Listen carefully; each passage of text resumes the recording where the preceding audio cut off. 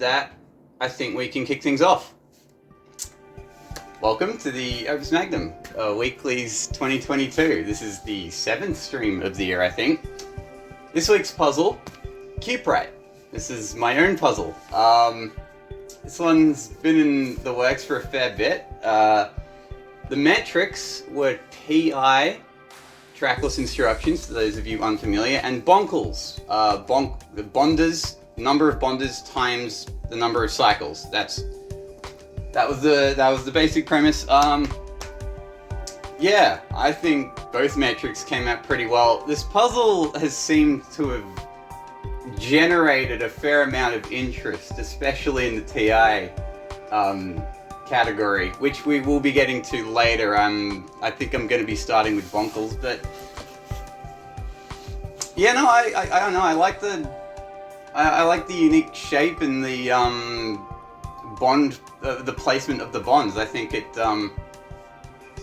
it cast a fairly wide net, which I think was a good thing for both metrics. It kind of encouraged experimentation. I think it came out pretty well. It's also worth noting it does not have a central atom, unlike a lot of crystals. It has a center point that is on the vertex of a grid and not on the tile. So that's a little awkward for some of the build orders you might choose. Yeah, if one of the metrics didn't work out, we were probably going to go with area, partly for that reason. The lack of a center atom kind of made pivoting a bit spicier when you got like a half-built product. We do have an area showcase, so I have not seen it, so we'll see what kind of tech that involves. Yeah, I think it's tough to gauge how this stacks up compared to past bonkles puzzles, because I don't know. I can only think of two, and they were both in the tournament, and from memory they were both pretty hard. Yeah, one of them was the some polymerizing or enzyme thing. I don't even remember what the actual puzzle was named, but it was, if you worked at max throughput, you could make a bond every cycle forever, and that was really rough, and a lot of people were one cycle off. This one you didn't actually need to make a bond on every single cycle, which was nice. This is the first puzzle I've seen where that's possible. It's optimal to do something other than use that glitch every possible time you can. Yeah, and the others was Brookie's tournament, on his, I think it was the Calm Before the Storm puzzle? It was not very calm though. Yeah, that one also had a 3-way tie for min plus 10 for first. It was weird that we were so far off of min. I don't think anyone's in sense. Okay, that one was debonders, I believe, but still. Oh, that's right. No, it was cycles times debonders. All right, so there's only ever been one previous bonkles puzzle, I guess, and it was Biggie's tournament one, and that was really hard. I think Pentapig's track loop had 9 arms on it that did 5 different grabs over the course of the loop. Alright, and with that, I suppose we can get started with bonkles. Kicking us off in 17th place, we have Topo Mouse.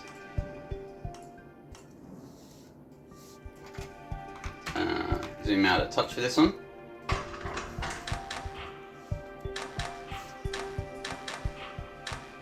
Two bonders. I guess, yeah, one of them makes the monomer and one of them makes the product.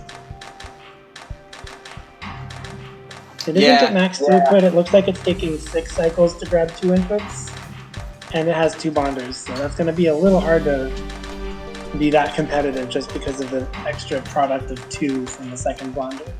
Yeah, a cool point of difference in the two metrics, which isn't really followed by this solution, but for most of the solutions it will, is that for TI, the concept of monomers was very important, very powerful, and for bonkles it wasn't.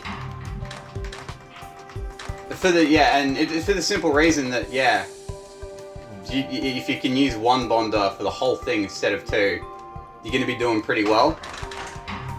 So yeah, if the metric was designed such that using like 2 bonders was like better or viable, then it'd probably be a lot more of this.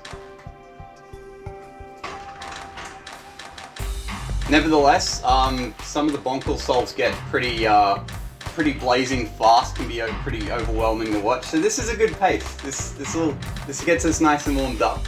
I appreciate seeing the submission from Topo Mouse.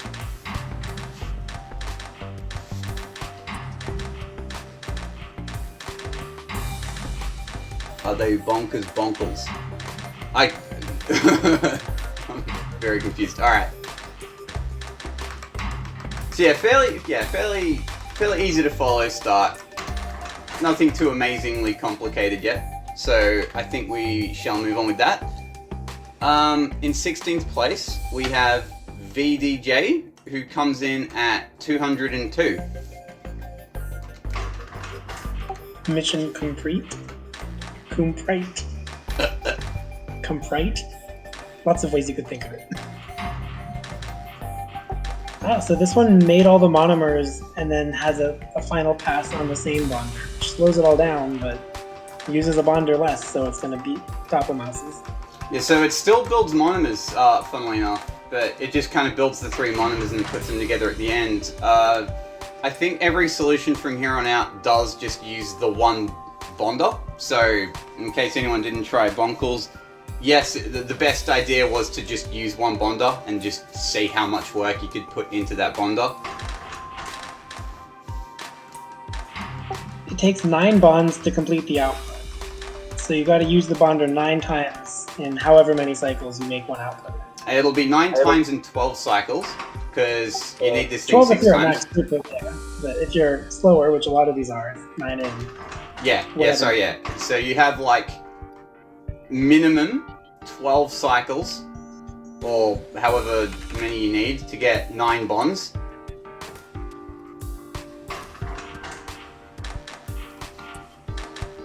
So yeah, it's quite a few mappings. Sorry? Oh, there are quite a few mappings, like which bonds in the output are you making and which ones are coming from the input already. And you can do a million different like pathings and like different like orders for the bonds that you need to make.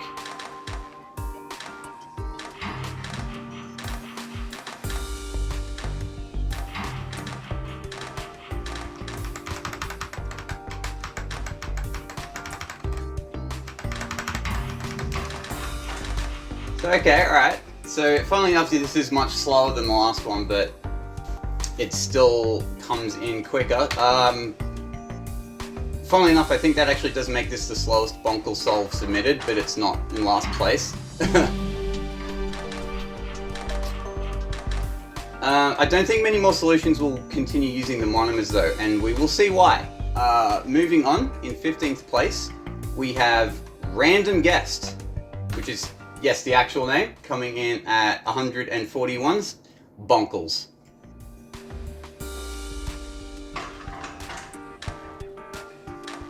Okay, here we're seeing a different monomer. Ah, the L-shaped monomer. Yeah, we'll get into monomers a bit more when we talk about TI, because that's where they're really important. But you get a bit of a taste of some monomer action here, anyway.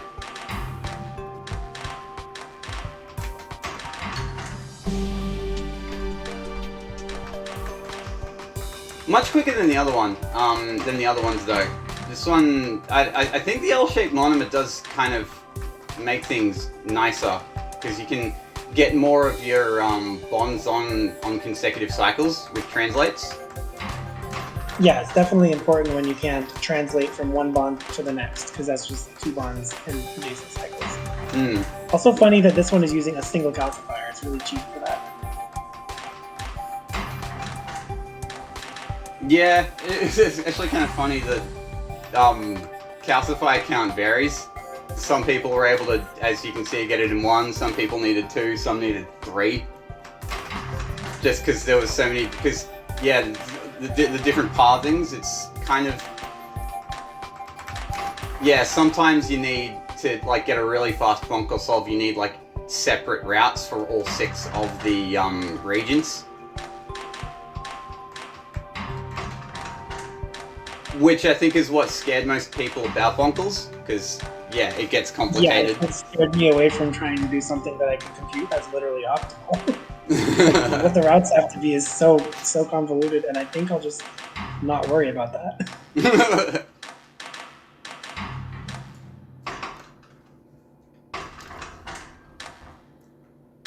One fun thing about Bonkles as a concept is that it really lends itself to wanding, which is one of my favorite things in this game, of like, you connect something and it moves right away.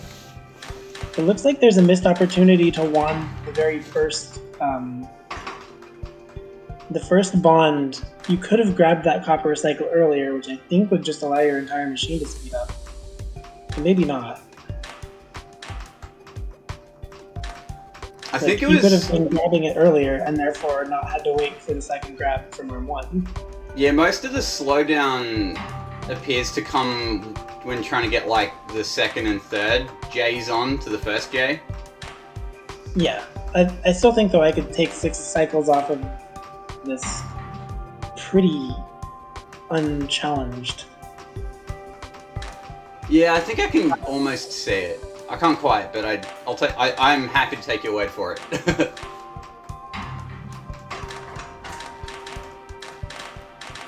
Alright, let that run to completion. I must say it's very heartening to see so many new names this week. I don't know what... Yeah, you've been making it big with the algorithm and getting attraction from all the YouTube people. Yeah, how are we doing, YouTube? I don't know what kind of luck I ran into on that, but it's been very nice. It's been good for participation. I love to see it. Moving on, we have another new name, Which Push in 14th, coming in at 111 cycles.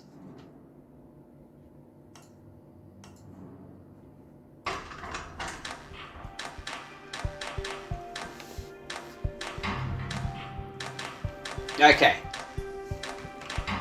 So here we've more or less... So yeah, here you can see why not having monomers was a good play here, because not bothering with monomers means you just bond whatever region directly onto the Cuprite as it slowly but surely takes shape.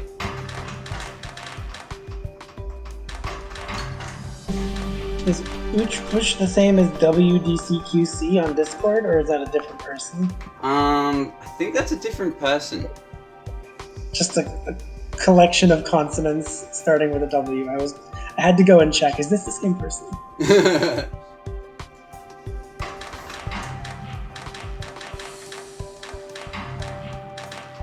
Like ARM6 kind of snakes into the Cuprite a bit here. Yeah, when it manages to get out of the way as the next atoms take its place, I'm like, wow, that's a tight squeeze. Yeah, very. You can kind of see where the complexities of the routing kind of get you tripped up here, because you have 9 bonds to make on this Cuprite shape, and like you can pick many different combinations of bonds to make. Looking at the instruction tray, this one takes 18 cycles to make it around the full loop. So it's averaging a bond every 2 cycles.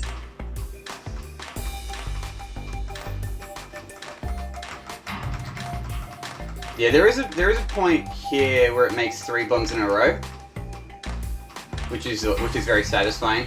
The more you can kind of stack up consecutively.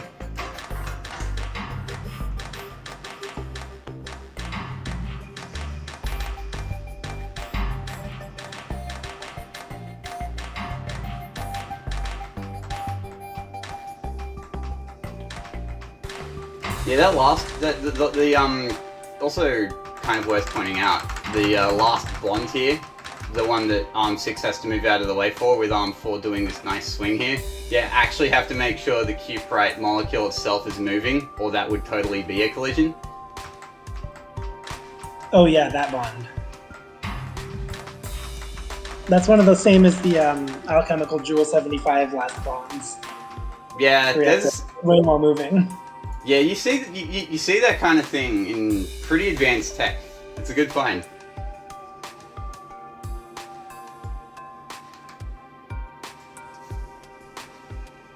Alright, with that we shall keep going. In 13th place, coming in at 101 bonkles, we have Alienate Me. No regrabs. Oh. You'll be, no, this is not Cuckoo 52 pseudonym.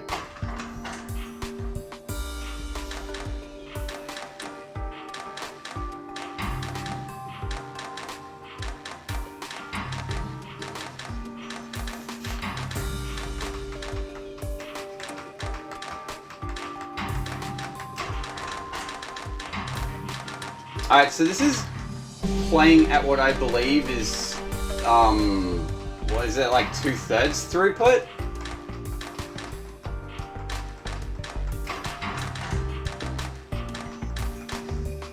Alright, I'm back. I had to do something real quick. What's it? It's grabbing two. It's grabbing 2 every 5.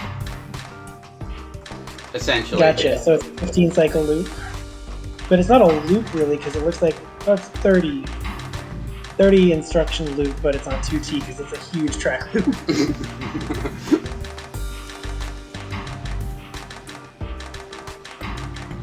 This looks enormously complex to program. So it's like, yeah, I don't know. It's like kind of monomers in the sense that you're like, that's the kind of order that they get bonded onto the molecule. So like they get bonded onto the molecule first, but then like, then you see the diamond kind of take shape individually as well. Just, it's already been attached to the cuprite beforehand.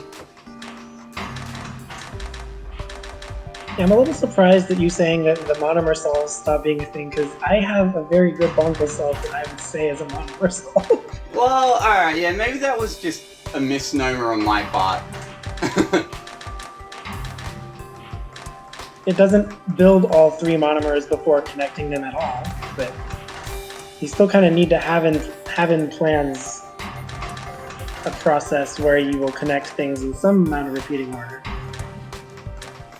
Yeah, the monomers concept here, I guess, is important when it comes to the bonding order. So whether or not you want to go for the J shape, or the diamond shape, or the cup shape, that kind of dictates the order in which you have to make all your bonds.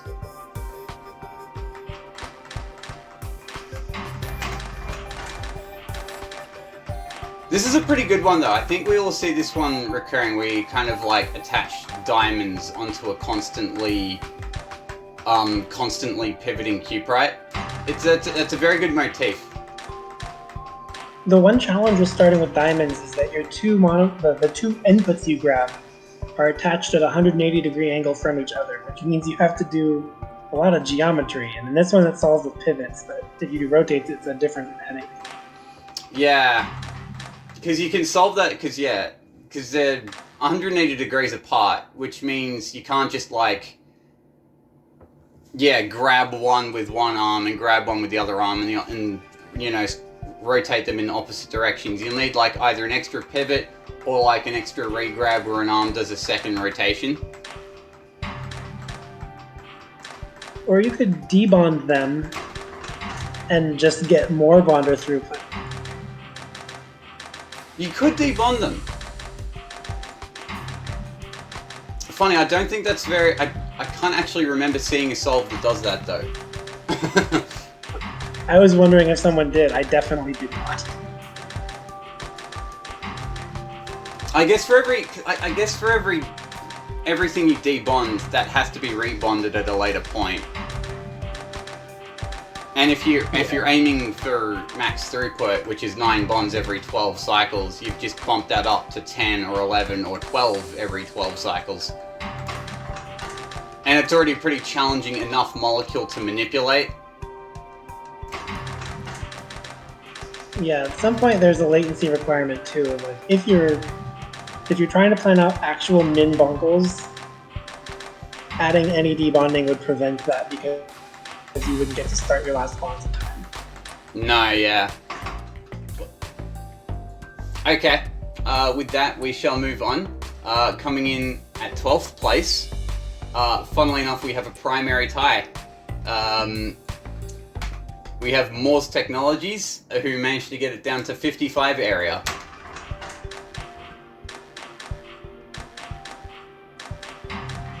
Ooh, that's pretty cheeky. So there's a missing bond, but it takes advantage of kind of a spare cycle at this point. To get that last Interesting. bonded. This takes 16 cycles looking at the bottom. No, it takes 20 cycles for me. Or I'm just confused. How long does it take to repeat? It's 6T.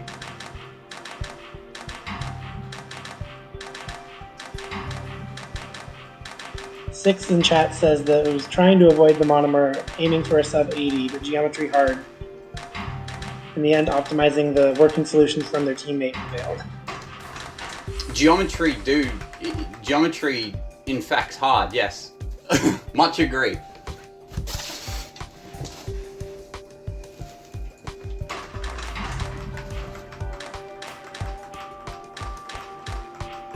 Still the diamond monomer here.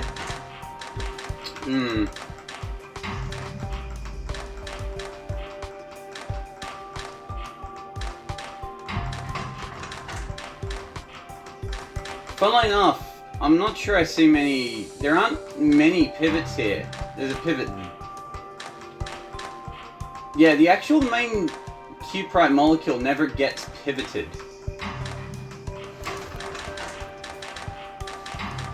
The only pivot here is to, on this particular reagent, to make the 180 degree angle.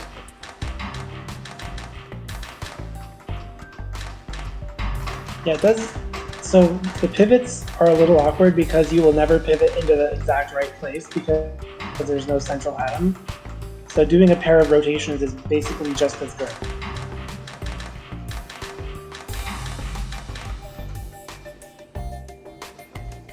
There actually, funnily enough, there is one point later on that I can think of where a pivot is a lot more powerful than a second rotate. Because the second rotate involves like a regrab, and that costs a very crucial cycle. Right, that makes sense. Yeah, so pivots are good when you're trying to manipulate this main Cuprite, because if the more pivots you can get in, that typically means less regrabs.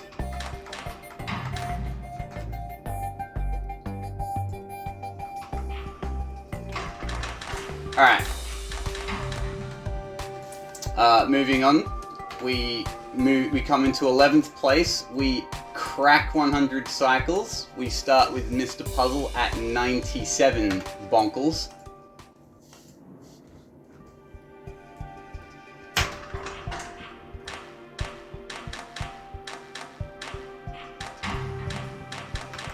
Okay, more diamonds.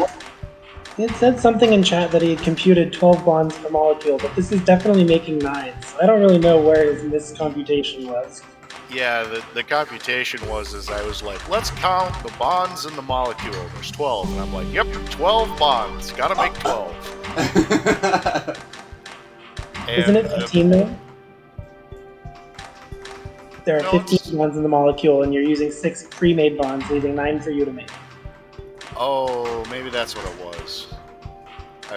Okay, I think I maybe have counted. I think I was like, okay, there's this many bonds, and 3 of them are pre-made, so 12. Gotcha. Did you get like, is it, cause like if you count the monomer as 1, then like, is that where you got the 3 number from instead of 6? That might have been. I don't know.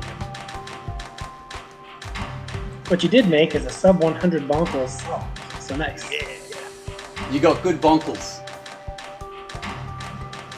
In fact, you got top. No, you didn't quite get top 10 bonkles though. That's a touch tragic. Oh, sad bonker. Sad bonkles. sad bonkle noises.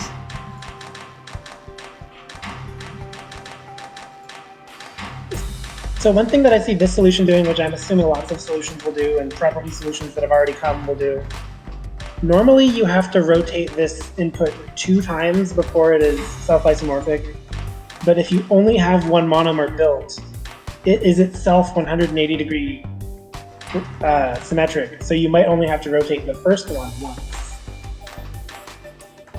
But it's the later ones that you have to rotate twice. Yeah. Unless you use the bonder in reverse. Like if you use the bonder backwards for the third and the fourth input, which is the spinny thing I wanted to see done, but I didn't have the patience to try to do.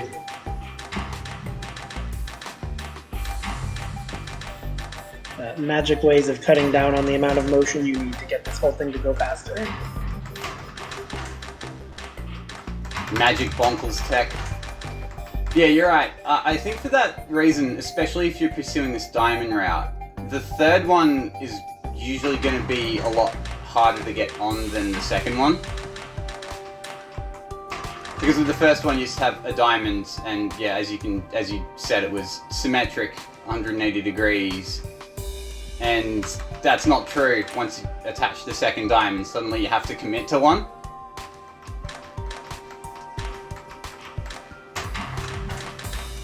And the way that Mr. Puzzle does it here, there's 2 rotates that get off by 1. I think if you weren't off by 1, it'd be faster, but it would crash. So you need to find a different way of doing it.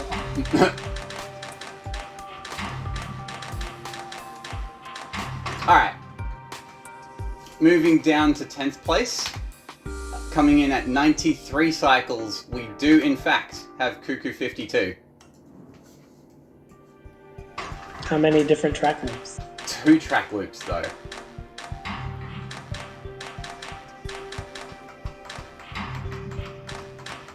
Okay, we're seeing the pivoting diamond motif coming back.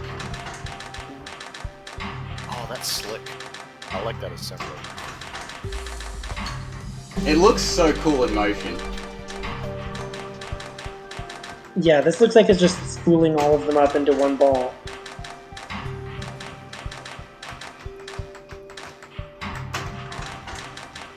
Unfortunately, there's a lot of travel between the input and the bonder, and then it also can't run at max throughput. Yeah. It's kind of... Yeah, I think that was... I think some stuff like that is decided on at like the very beginning of the design process. So like, you usually like the travel time is kind of necessitated here because sorry, I'm getting my words mixed up. The travel time is necessitated because of the constantly swinging Cuprite molecule. You kind of need this thing out of the way because you also need your arms like nice and long so that they're out of the way of the constantly pivoting Cuprite. Yeah. But it's a weird situation. That's part of the reason that I think the max throughput problem is not going to be solvable with low latency, just because the arms and the atom all have to not be in the way. I don't know how low latency gets. I'm curious to see whether 76, which is perfect, is something anyone did, or if it's going to start at 77, 78, whatever. Yeah, so if anyone's wondering, if the minimum possible Bonkles score is 76. And you can compute that by seeing that every possible input needs to do 3 bonds to join an output, so it's L equals 3 on the 36. So 36 times 2 plus 3 plus 1 is 76. Yeah, it's kind of, the way the Cuprite molecule is designed, every single one of the molten copper molecules needs 3 bonds. It just happen to work out quite nicely that way. So it doesn't matter which one you finish with, although it does for the matter of convenience, but in terms of theoretically calculating minimum bonkles, it does not matter which is the final, which one here you've got here is the final molten copper.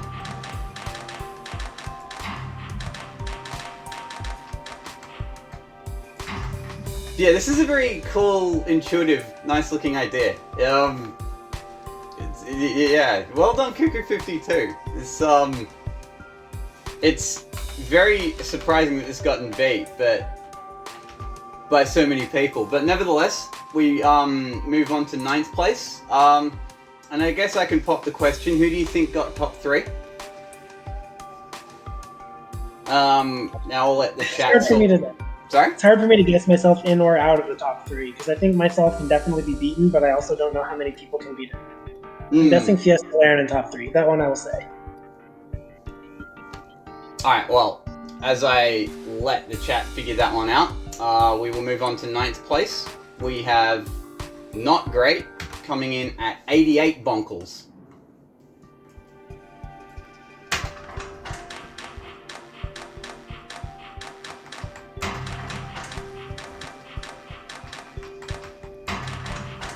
Alright, so it's a pivoting diamond, but it's not the pivoting diamond that we've been seeing in like Cuckoo 52s and beforehand. It is the same bonding order, but a completely different starting spot for the region. Oh, I just realized I can skip one of the calcifiers. Oh, right, is it The bottommost one. If I just play it. Oh yeah, it works. Tertiary optimization live on stream. So this is Somehow I don't think that'll matter. You'll be heartened to know that did not matter. You were in fact the only scoring 88, so... Then my secondary optimization that I spent like 5 minutes on was worthless. Oh no! I knew that I wasn't going to do particularly amazingly. This was just, I wanted to submit something. So, yeah. These saws are always pretty with the constant motion, or near constant motion.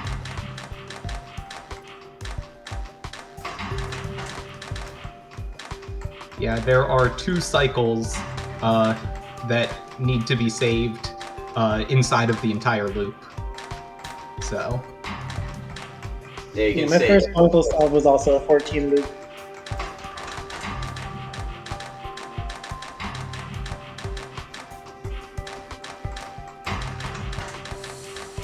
Yeah, so I guess at this point it's kind of looking at like the cycles between bonds. I guess to see how many of them can be like how many of them you can get down. So you can see there's one here, another one here, another one here, and another one there. And I guess you also count that one. Yeah, you also count that one.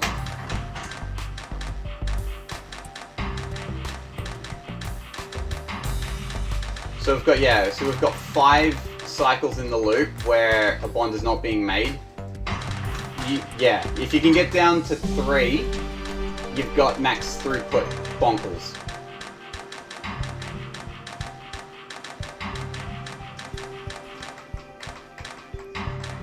But yeah, not an easy task. You can see this one already does quite a good job. It's not at all obvious. One thing that I particularly liked is Arm 2's grab and then swing that has to go with the pivot of the main molecule to get through. It's the very first one, yeah. Yeah, right, it's the first, so it's as the entire Cuprite is being pivoted to get that last one on at the same time. Right, because the atom in that ready. spot was crashing. Nice. That's very slick. Okay. Next up we have a host solve. This one coming in by Haxton at 85.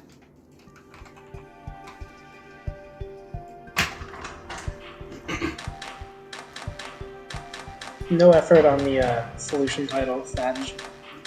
Oh.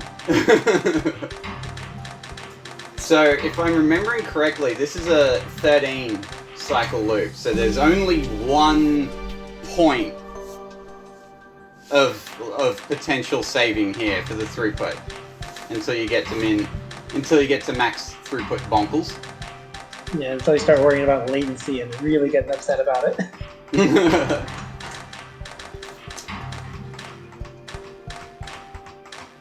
So this is a return of the pivoting diamond, but yeah, with the important idea of Arm 6 bringing one of the molten coppers down here to give a completely different point of entry for these long ass arms that do the grabbing and the pivoting.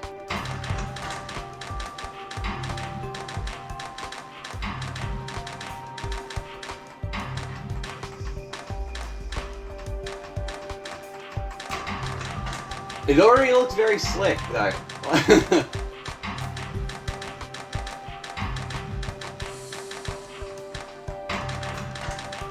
So yeah, we're kind of, when we were playtesting Bonkles, Haxton was the first to playtest, so Haxton eventually got it down to this.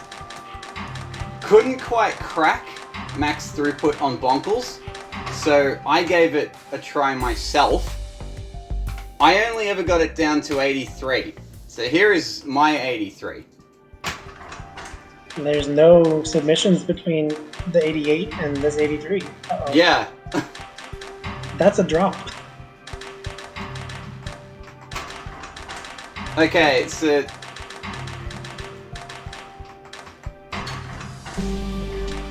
So not exactly... So it's not a pivoting diamond in the sense that like, it doesn't look like Haxton and QQ52's pivoting diamond.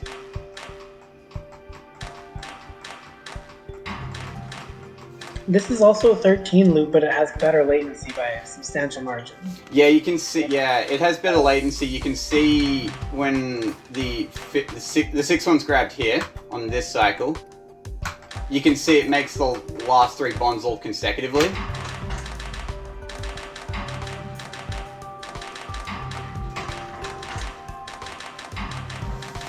So yeah, so this at max throughput essentially would have been min +1 because I still have to wait 1. You can, after Arm 3 grabs, there is this cycle where it's not being bonded, and then it gets all 3 on. There is a subtle idea that would have gotten this down to max throughput that I didn't see until someone else submitted it. So, like, would have been cheating if I updated my solve, so... Nevertheless, here's my solve. Very close. Couldn't quite crack max throughput, but this was close enough to convince me that it could be done. So I'm like, alright, it can be done. It's hard. It should be very satisfying for anyone who does get it. I'm happy. Let's go with Bonkles.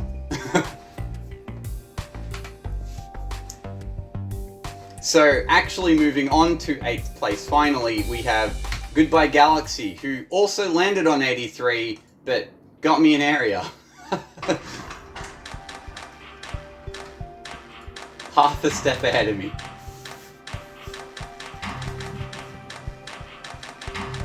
This is another 13. So it has the exact same latency as yours at 13. It's just, yeah, kind of, it's bunched up a bit more.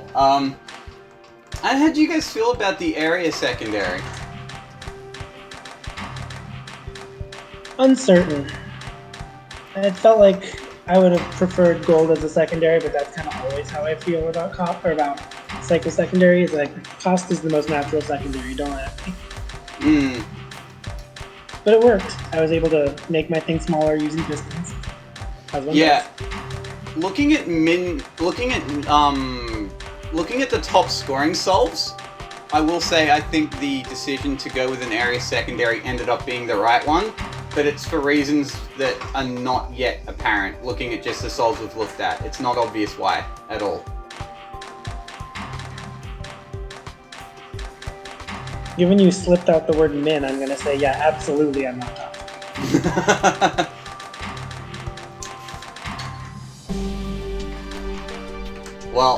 Well, I guess you have that to look forward to. I need to keep a closer eye on my spoilers. Yeah. So yeah, in case anyone's wondering, yes, we do have min bonkles coming up.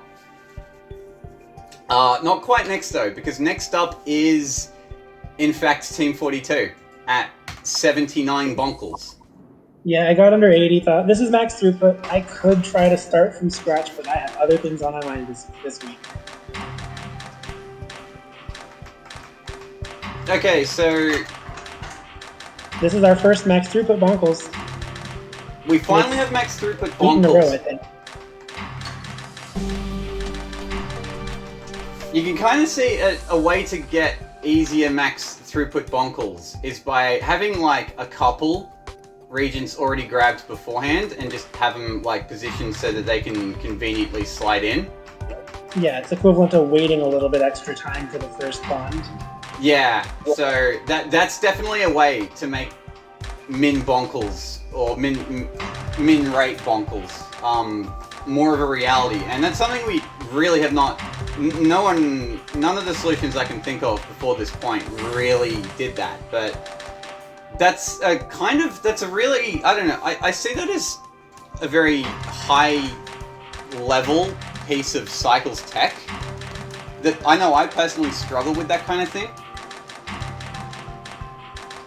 And you're like thinking about the second input when you're grabbing, or thinking about the second product when you're grabbing the first input, making sure that you're not crashing into it. Because I'm always like reflexively scared of leaving like a couple, like, you know, bonded, waiting to go, but not having it bonded yet. Because like you need to get a lot of consecutive bonds in.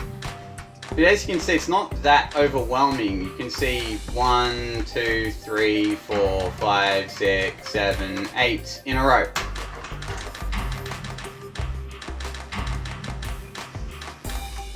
Yeah, I did feel good about how many there were in a row, but obviously I'm slow to grab the first one, and so I'm slow to start the process, so I'm slow to get the thing done. 79 was the stopping point for me. I was like, if I can get it down to full throughput, get a good first digit, that'll be where it stops. I'm excited to see that there are 6 others better than this. So if we have a look at where the latency is lost here, you can see ARM2 is about to grab the final molten copper, gets a bond on immediately, but then waits 1, 2 cycles, and then the final final bonds are actually made. No, sorry, final 3 bonds. Yeah, sorry. This is min plus 3. Yeah, sorry. Yeah, there are 4 bonds to make when I grab the last one instead of 3, so I'm already behind by 1, and then I'm waiting 2 more cycles before I'm actually making them, because that little arm in the middle has a positioning challenge, but it's the only way I can connect some of the bonds I need to connect. Now, as you can see, it's very important because that's the arm that does all the final bonds, so you absolutely need that arm there, ready to go.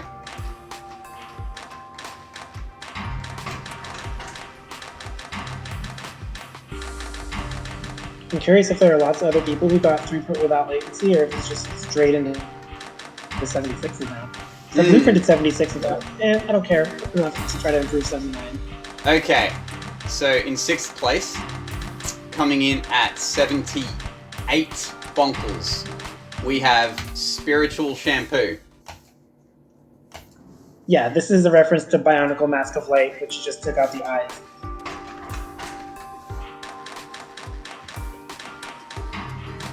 A Bionicle reference a day keeps the doctor away. That's my thought on the matter.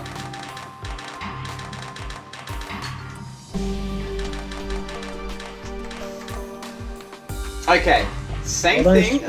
Sorry. I was just saying, well done. Sorry. So yeah, you can see the same idea of, I don't know, this waiting thing. Do you have a name for it as a tactic? Start later. That's the the entire tactic is start later. The start later tactic, yeah. It's something that a lot of new players learn when they're trying to cycle optimize. Like, if my arm starts later, it's no longer the long pole. Even though it's more obvious to make it end sooner, starting later is almost as good. Start later is a very complicated idea though. Like, when I think of start later, I think of stuff like Mist of Dowsing 20 cycles. Oh no, that's buffering. That's different. Oh, okay. So I think, like, I'm thinking back to Pentapig Solution 58 for the tournament puzzle where I had bonder cycles. Mm-hmm. And there was a lot of start later there because it had to do 8 in a row perpetually. Like, it was not allowed to start the first one until it could do all 7 of them afterwards. So that's just kind of it wasn't min bonkles then either. It was just the only max throughput one, so it won kind of by default. It was only 2 cycles ahead of second, so min bonkles plus 4 latency, I think. Actual min bonkles on that bonkle puzzle in your tournament seems, I won't say impossible, but yeah, that's I think it is impossible. Like, there's geometric. Once you have one bonder, the probability that you can actually prove something impossible goes up. I didn't do it though. So. Well, yeah, if not outright impossible, it's pretty high up on the cow chain. How many quintessential medium cycles is it? Is it 20 or is it 21? Oh, I'd put that in like 20 territory. I don't know about you though. You might be more knowledgeable than me on that subject.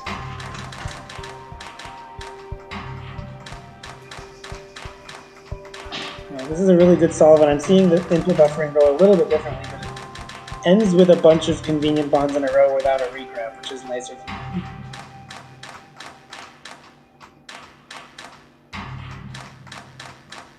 So we see 6 in a row, and then a wait, and then the final 3 in a row, and then one more wait. Yeah, actually it's 2 cycles, and those are your 3 cycles. And you're having the 2 non-bond... So yeah, having the 2 non-bonding cycles here at the very end is nice for your, for the buffering idea. Kind of gives you a bit more room to work with when you're, like, setting up the buffered molten coppers. I wonder what min bonkles would be if you gave us a second input that was the same as this one. Because like now it would be about bonder throughput instead of input speed. That was considered. I do remember thinking maybe we should throw in a second regent just to really spice up bonkles, but then we played with this one and realized it was already spicy enough. It'd be a completely different challenge though if I gave you a second regent and went, alright, yeah, it's more about bonded throughput than it is about, you know, trying to get this, you know, buffering thing to get yourself at max throughput with a few, you know, cycles of not bonding to work with. I think the geometry of the Cuprite molecule was already hard enough with those extra few cycles where you don't have to bond. Yeah, absolutely. And it gives you, it kind of poses a question as to where you want those, where do you want those spare cycles? Where do you want to put them? Why are you leaving them? Like here in this solution, where they're saved for the very, I guess it's the very end here. To get, you know, to kind of have your buffering super well organized so you can get the 6 bonds on in a row.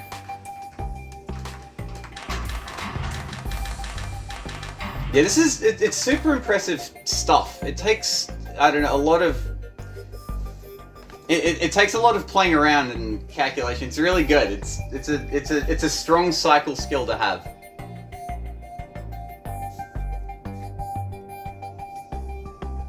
So I guess the final question we can ask is, where is the missing latency? So have a look. This is the final molten copper grabbed. It's not being bonded here or here. It is only here where it gets the 3 bonds on. So those are your latency. That's the point of improvement we're looking for. Now, yeah, it's basically distance from input to bonder in a sense. So interestingly, this is the only 78. Coming in at 5th place, we have Team Fiestaland at 77 bonkles. Ah, rats. They were my pick. Alright. Now, when I first saw this is... I was kind of mad at myself, because this is literally the same bonding pattern I used, but the problem I have just got fixed. That's good. It's really good. It's Yeah, really when I saw good. yours, I was like, oh, there's a 77 that's tighter than that. glad they have it. Okay, so just to show, just as a point of comparison, to show you where this improved over mine. If we go back to mine, if I remember correctly, it's this third one. Here, I need to like re-grab it. Now, if we see the first diamond being made, that could, I could like put a length 3 arm here and have that like connect on this cycle. Exactly. I would need to reposition the first one, but it can be done. Previous iterations did that. Which lets me get like this diamond in position. You can imagine it being in position 1 cycle earlier. But because this third one is grabbed, it kind of wastes 2 cycles. So this is as early as it goes on mine. And this is a problem because we hit this point where I'm forced to re-grab. I can guarantee you no way around this re-grab. You have to do the re-grab, right? And that's where I lose. That's where I lose on throughput. That's why mine was not quite full throughput. We go back to Fiesta Lands. We see the same problem. You see the second one, the first diamond is bonded immediately.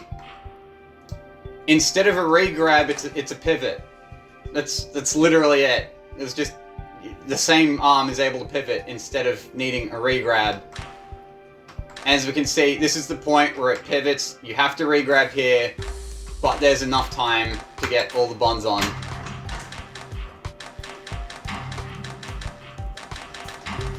Like, that's such a subtle improvement. I was just looking at it going, God damn it, I was ridiculously close. This actually accomplishes that. I'm very...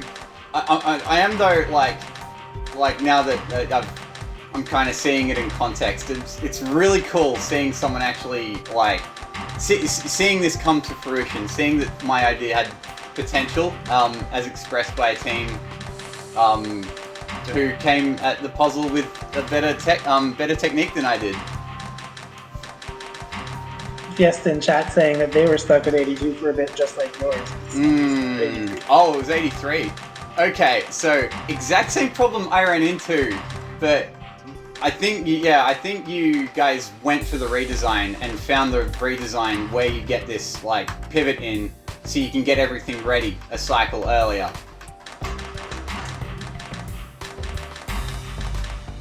For a 6 cycle, for a 6 cycle improvement, it's such a subtle difference, though.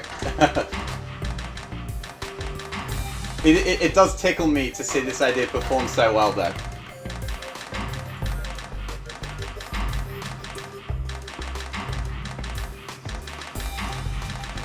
So yeah, no, big shout out to Team Fiesta Land. You guys did me proud this week. I do love this track loop though. The metal loop surrounding the loop.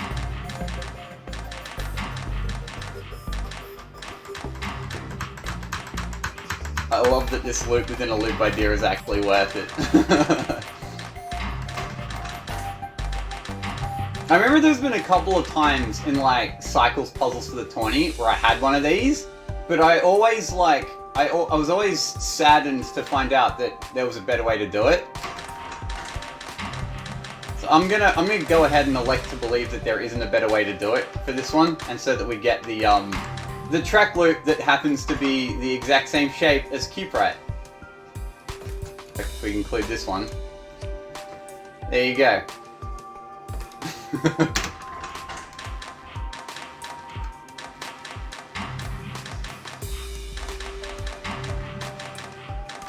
But yeah, as Fiesta points out in chat though, there is that compulsory regrab, and that compulsory regrab does cost you minimum bonkles. That's where the final cycle would be, because all the bonds come on, but yes, exact same problem mine had. This final molten copper has to wait around for a cycle because of that forced regrab. I don't think that having played around with this pattern myself, I'm pretty convinced there's no way around that, and that this 77 is probably as good as it gets for this idea. The 76 have to use the bonder backwards for the third and fourth, but that's what I'm assuming. Moving on, in fourth place, is Ebenov. Still at 77, but at 38 area.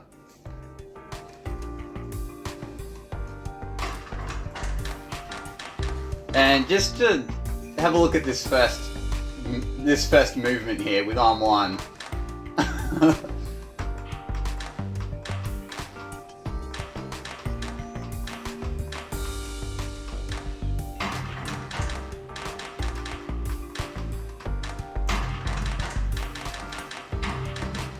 Alright, so interestingly, I wouldn't describe this as a pivoting diamond like what we saw with Cuckoo 52 and Haxton, but this is like a pivoting J. So you can see the J, but instead that's the shape that gets pivoted a lot. It works because you only have to add things at a 120 angle instead of 180. Exactly. It's so tiny.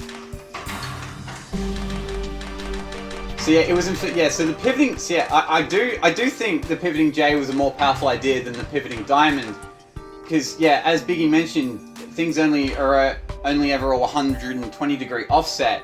So you get this one on the right, and your final bond here is a direct translation away, which makes things quite convenient when you're using like track loops and stuff. And as you can see, there's like not much buffering at all. There's like the one regrab at the end is heartbreaking because that's the reason this isn't 76. It's not that it has a bond to make on 75; it's that it's grabbing on 75. Oh yeah, absolutely. Thank you for pointing that out. I forgot to point out, but it is absolutely tragic. As you can see, the Cuprite's ready. If there was a way for like arm 5 to swing it across, like arm 5 was. It would have been like here. Like if you could put the product here, if the bonder wasn't right there, it'd be a 76, and that would have been a hell of an area secondary for the 76. But there's just this one regrab, and it absolutely breaks my heart that that's where the latency gets killed.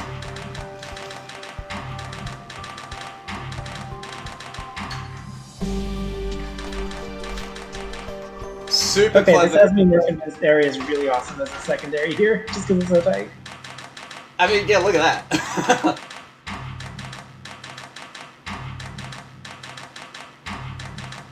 I'm kind of looking at this and daydreaming that there's like a way to get rid of like arm 6, have it here, and just like, I don't know, somehow output it there. 32 area. Just translate it up by 1, even if it's only the last one that translates.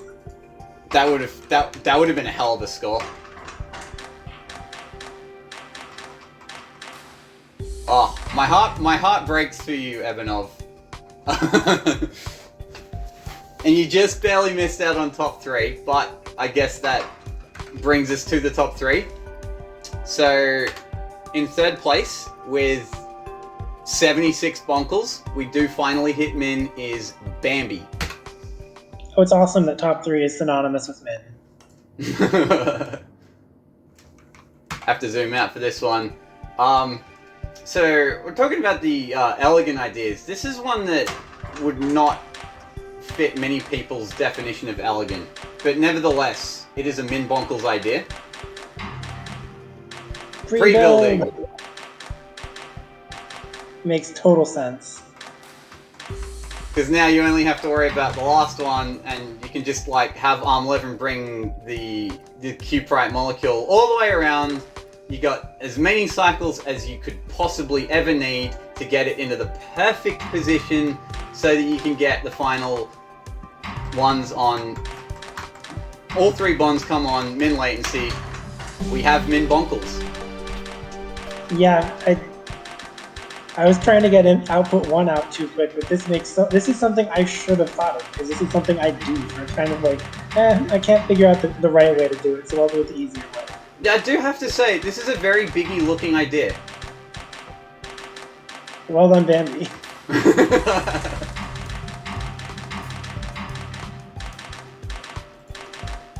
I'm looking at chat. It's insane how small this is. That was a previous solve, but it's funny to see that set here. It is not at all insane how small this is, because I don't think this would fit many people's definition of small.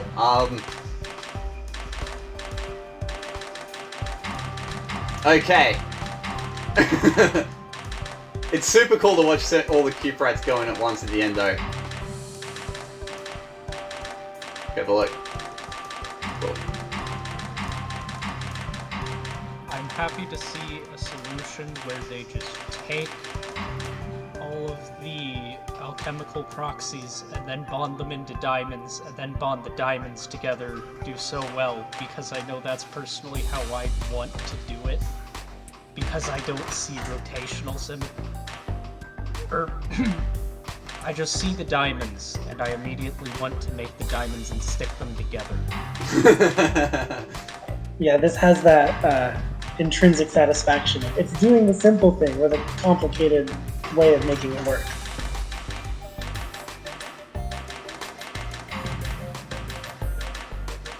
Yeah, like at the end of the day, this is quite digestible. It's just like, it just happens to be a really cheeky way to get to min bonkles, because you just got like all of your Cuprite molecules ready to go at the perfect angle.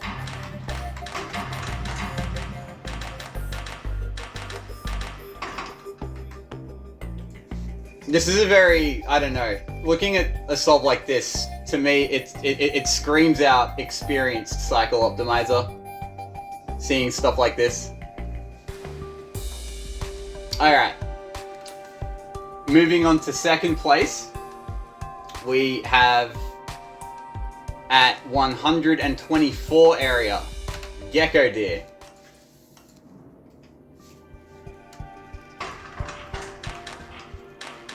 I'll leave the area on for this one.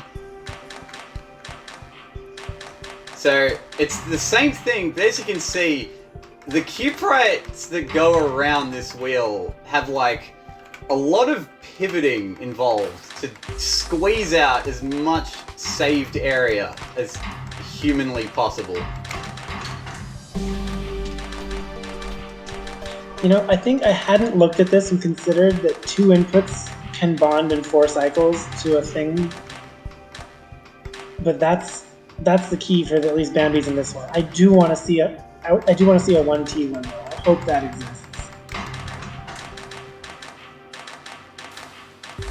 Alright, This is so really as we are approaching first place, I suppose it's now worth mentioning that the area secondary, this is where the area secondary happens to work out super well. Kind of lucked out in how it was very relevant for the 76ers, because in first place at 76 bonkles at 36 area is Caliuresis. Caliuresis, you are insane. What did you build? 30 what? Now, if we go back real quick, let me just boot up. If we just go back and boot up second place, you can see second place is only 10G more expensive than Caliuresis is. So, like, you can almost imagine a world where you make this a lot cheaper to, like, not save a bunch of area, whereas Caliuresis absolutely destroys on the area secondary because it found a way to do it 1T. Biggie, your prayers have been answered.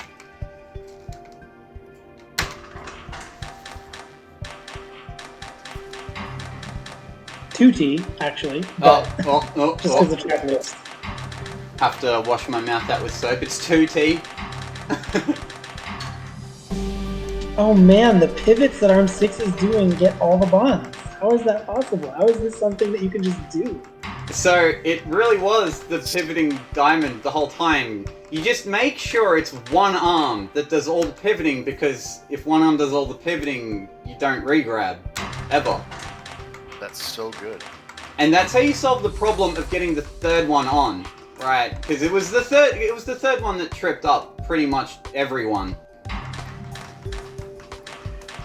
So the third one bonds bottom top, and the other ones bond top bottom. or I guess the atom is in the top position and then the bottom position on the holder. It's that pivot in particular. Yeah, I don't know. It's really neat. So you get these three on, and this is when Arm 6 comes into it. So you get that pivot. It's just like the perfect way to do it. I can imagine. Sorry. I was just thinking, my idea where basically you kind of flip the whole thing around 360 degrees over the top of the bonder. That was the only blueprint I had for 76. It's completely outclassed by both the pre-build and this much simpler pivot, which stays underneath the bonder the whole time. Yeah, I mentioned in the chat a few times that I could tell that there was a very pretty solve that would score well, that would get the perfect score, and this was something like this was what I was thinking of. I could tell from my design that there was something like this that could be done, but this is it. Right, yeah. There've been like heaps of solves that were like hinting at it. If we even going all the way back to Mr. Puzzles and Cuckoo 52s. It seemed like there was something, if you could just save a regrab here or reposition an arm here or there was something really cool. And in Ebenov's in particular, there's just like this one really unlucky regrab at the end. Otherwise it would have been like an insanely elegant solution to the problem. But yeah, we actually got one. I'm glad we got one. It's a really hard find. Amazing solution.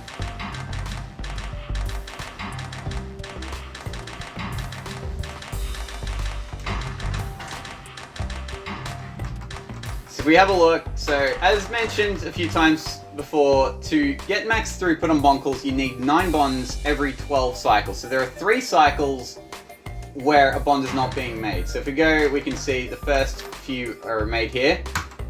1 is spent here when Arm 6 makes its grab, its one and only grab. A second one here to Arm 6, to give Arm 6 some time to get its pivots in time, for the same reason that my solve and Fiesta Land solve needed an extra cycle to get that to our pivots in. But here Arm 5 comes in with a very clutch swing, because it rotates at the same time Arm 6 pivots, otherwise this atom would collide. And because of the way Arm 6 is perfectly positioned, this is the bond that is saved till last. And if you pivot this, you move directly from this bond to this bond.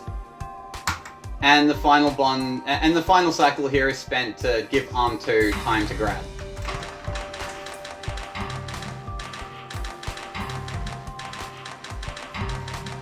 This is satisfying to watch in a way that, had I worked on this puzzle for 10 extra hours, I think I still wouldn't be able to watch this until the tournament. Or until the results video. I don't think I found this with any amount of thinking. So really well done, Kelly Races. You know what's crazy? I distinctly remember at some point in the Discord, in the Weeklies chat, Callie Reese is distinctly mentioning that they spent way more time on TI than they did on Bonkles. So I guess when you know what you made is to, amazing, you don't need to spend more time. Just to put the fear of God into a few of you, I thought I'd mention that. Such a pure fear has been instilled in my heart. Oh yeah, Bonkles easy. 76, farted out. Whatever. TI, that's what I'm going to work on. Oh man. Sweep? Double sweep? Callie Reese is taking first place on both. Kelly Reese is just a pig old. The exact quote is, "I submitted more Bonkle solutions than TI solutions, although I definitely spent more time on TI."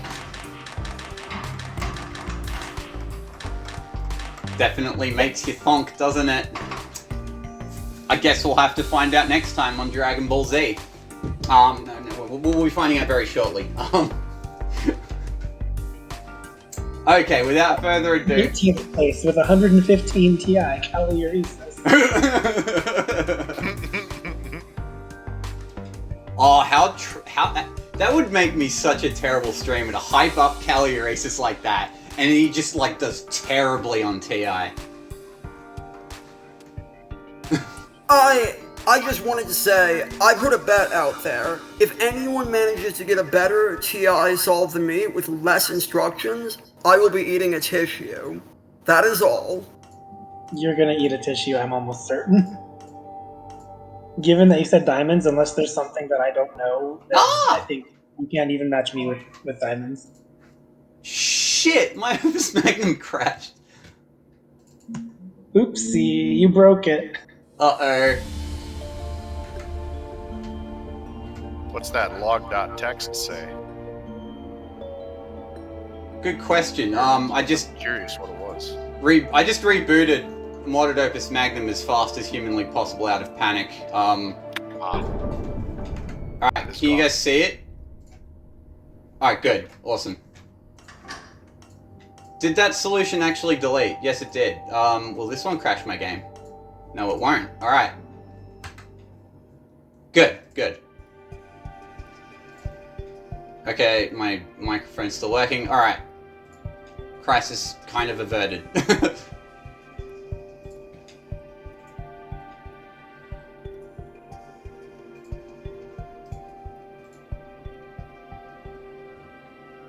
Alright, let me ask everyone else in the voice chat, what do you guys think about TI? What were your impressions of TI?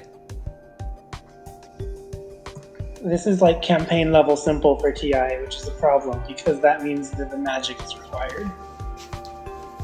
As someone who has never done TI ever before this week, I really loved getting to work with this metric and getting to figure it out. I'm totally going to be eating a tissue. I regret what I've said. No, actually, I take it back. I regret nothing. Good attitude.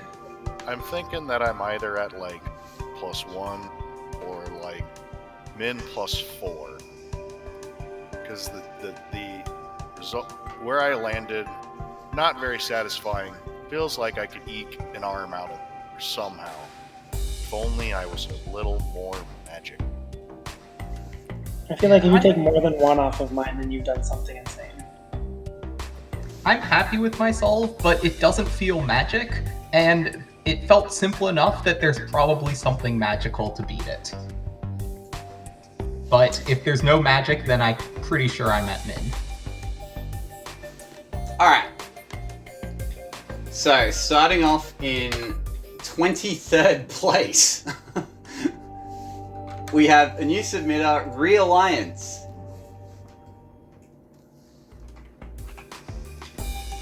One thing I will say about TI is that with the surprising amount of interest we've been getting from new players, this puzzle kind of served as like the perfect entry point into TI.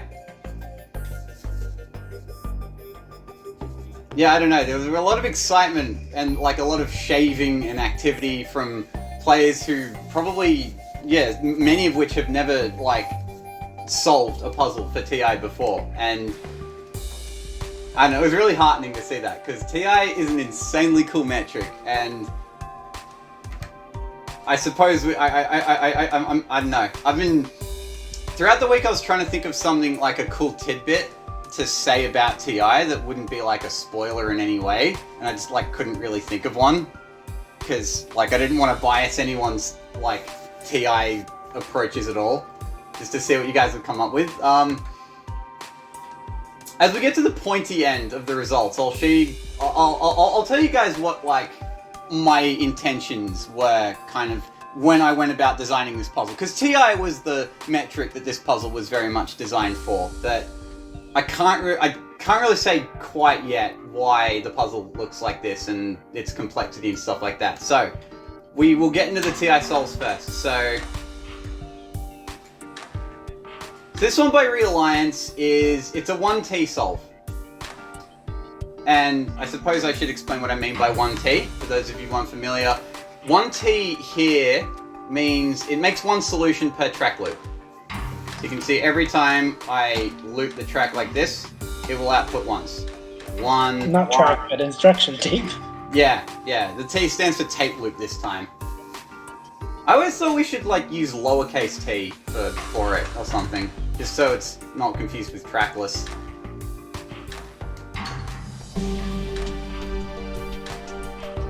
I think this started with Jinyu, and I think we love Jinyu's nomenclature enough to keep it. Yeah, it's probably a Jinyu thing, eh?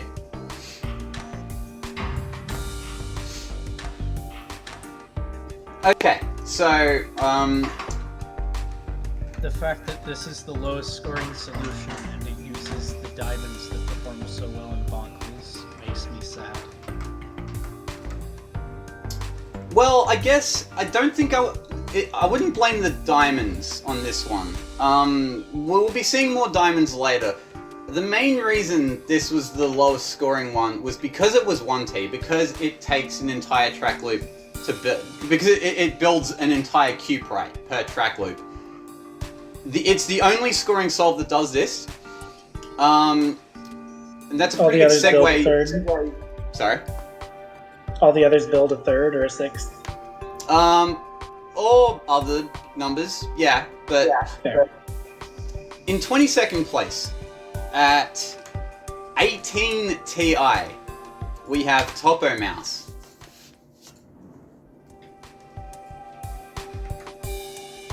Now, 18 is an yeah, 18. That's, I can imagine that was a lower starting number than people were expecting.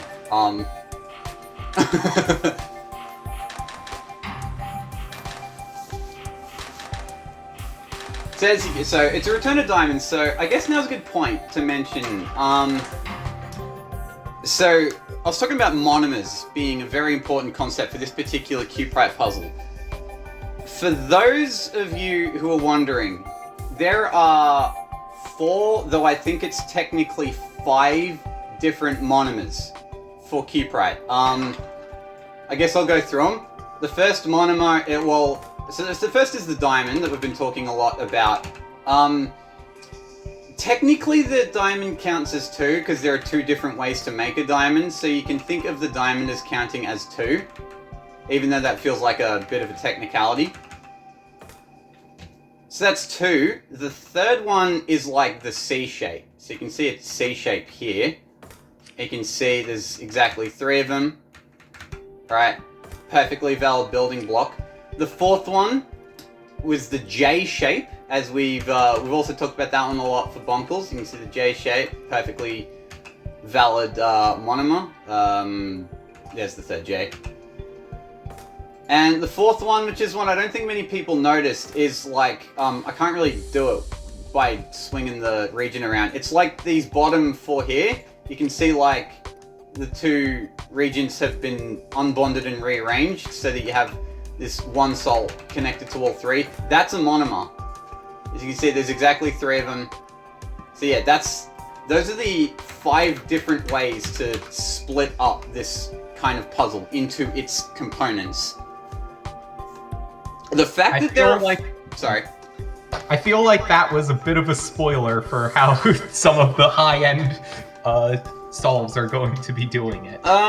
You'd think Because, so, yeah, but the reason I mention it now is because it's going to be a bit all over the place. There's okay. a lot of... You'll be seeing, like, most of them pop up, like, throughout the entire results. So, I thought it'd be cool to, like, show you all the monomers now, and leave you guys guessing as to which were the best ones, because it's not clear at all.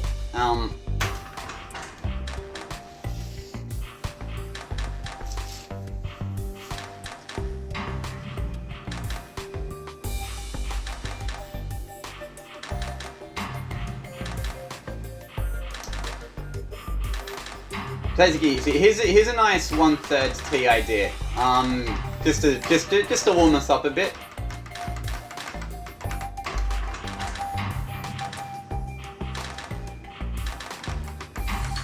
So yeah, it is just 3 arms, but as arm 2 does like all 3 of its rotations at once, and arm 3 has 2 grabs, and in those 2 grabs it will also pivot 3 times.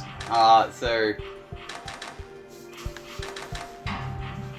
a good, I don't know, this isn't an exact thing, and we will kind of see this rule broken a couple of times, but a good, like, heuristic for TI is to try and, like, if I had to pick between, like, 2 arms or 1 arm with a tape loop that long, I'd probably go with 2 arms. And, like, yeah, try and just keep the track loop, try and keep the instruction count per arm pretty short. That's not a hard rule at all. We'll be seeing some souls with some kind of longish track tape loops, like, do pretty well, but I find it's a pretty good heuristic at least to start off with when you're approaching TI. Oh yeah, put in the chat whether you think it'll be Team Diamond, Team C, Team J, or the other one.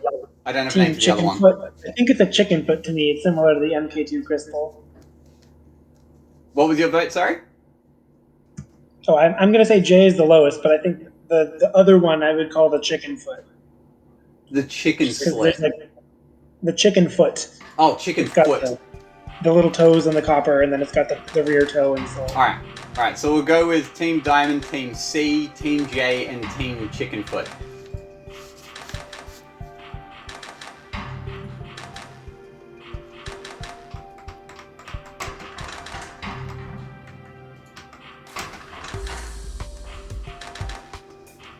Alright. Of course, Team Simple Rotational Symmetry. Alright, moving on.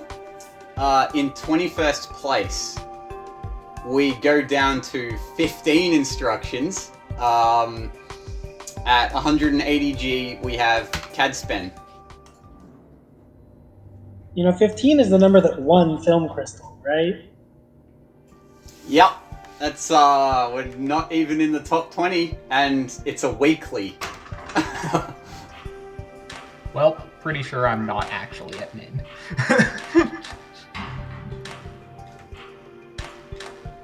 Yay, C. Oh, but unfortunately, lots of arms.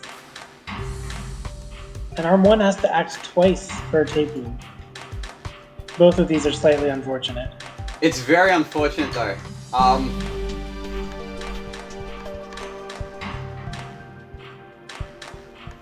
Good to see some C representation, though. I don't think many people explored C very much.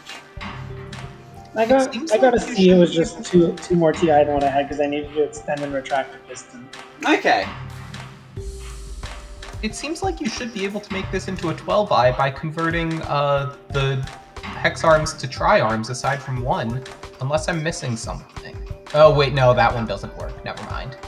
No, yeah, it's kind of unfortunate. It's arm 4 that you really... It sucks that you need it to output, but you very much do, because, like, if arm 4 didn't output right there, arm 3 would have just grabbed it and it would have crashed right back into the new C.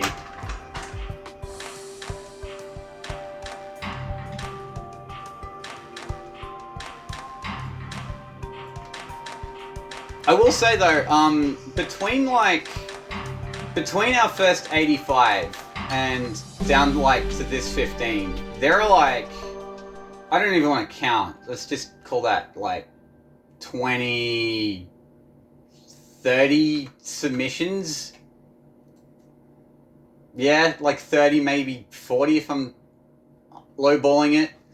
Like the gap, if you look at just the results, the gap between like 85 and say this 15 doesn't look big, but it's actually a monumental gap. It just speaks to the amount of love people gave this puzzle, and that kind of really, it was really heartening and cool to see, but it was also kind of scary, because I was very scared that this puzzle wasn't quite complex enough to accommodate for that amount of effort. I don't mean to talk down the results though. I'm very excited to show the top solves. We will move on though. At 20th place, at 15 instructions and 140G, we have Which push?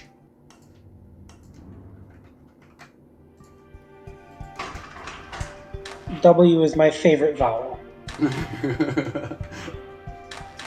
Oh, this is one that has like one arm with a lot of instructions.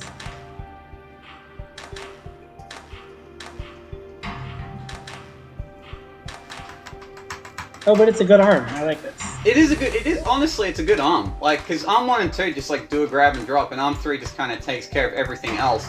And it does so at 1/3 P.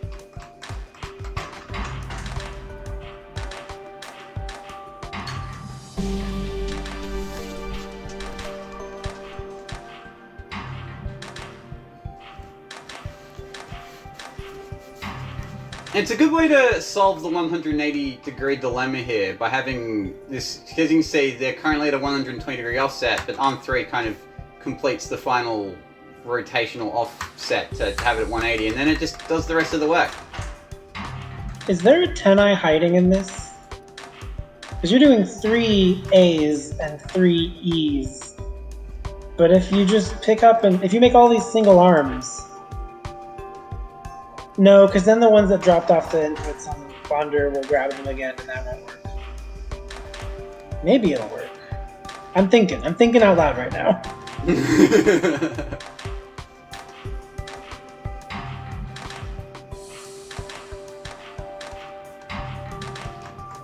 But yeah, I guess with that heuristic I was talking about, where you try and have like more arms with shorter tape loops, this might have been a good candidate for that.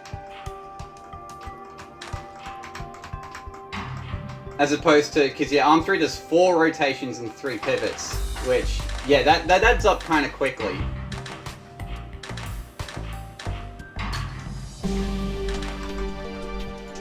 Nevertheless, this was top 20, which I'm very surprised is a thing this week, considering it's a weekly. Alright. In 19... Sorry. Oh, I was just saying, I think the 10 that would have existed if what I said was true has a lot of problems with not letting go, because it just grabs again where it dropped.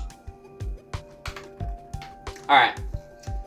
Moving on to 19th place, we drop down to 13 instructions with Ebanov. So, yeah. Already very tight on the instruction count.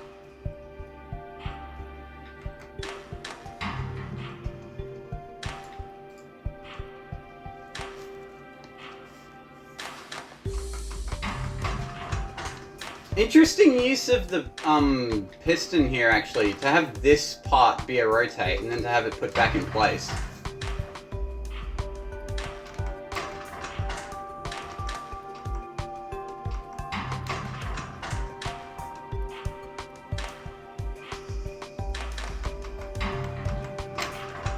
It's almost kind of like it's almost kind of like CAD spends in a way. How like this is because there's this back and forth between arm 2 and 3, and if it didn't like output there, then arm 2 and 3 would constantly grab the Cuprite back and forth until it crashes. So this is Ebanov's way of kind of solving that issue with a few extra instructions.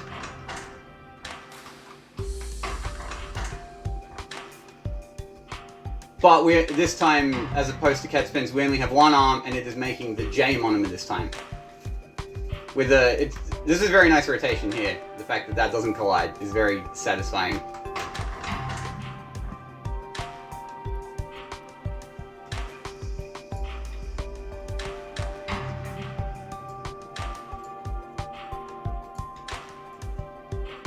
Alright. We shall continue onwards though. In 18th place, still on 13 Ti, we have Rubik's. Is she the tissue eater? Yes, she is. yes I am. I'll be right back, folks. I'll be right back. Potentially with tissue in hand. Or maybe it's a, 19 halfway pile up at 39. Oh yeah, yeah. No, yeah. It'll be like everyone hit Could be. 13 except for like I don't know. I was able to eke out a 12 or something, and then maybe someone else does. That'll be it. Wait, what was the bet for tissue eating again?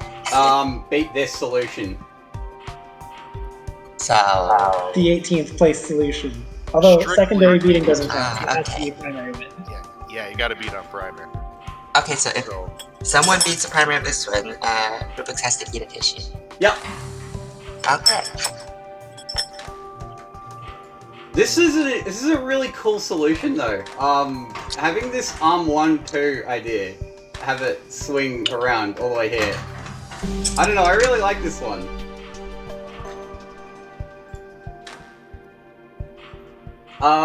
Also, for those of you wondering, this is 1/18th key. True. Yeah, it grabs 2 inputs per 6 tape loops. Yeah.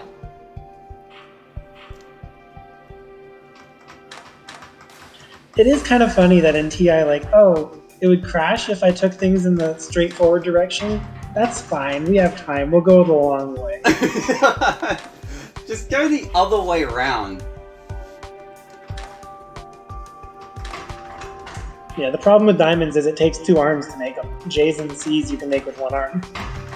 Hmm.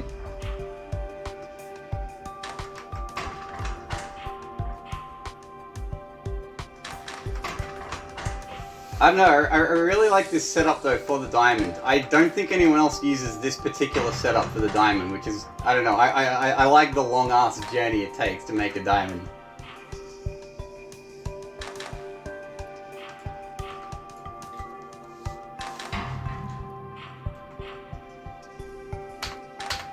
Okay.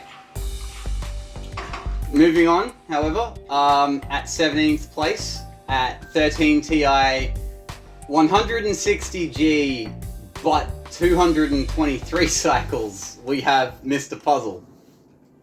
hey, How'd you go with Ti, Mr. Puzzle?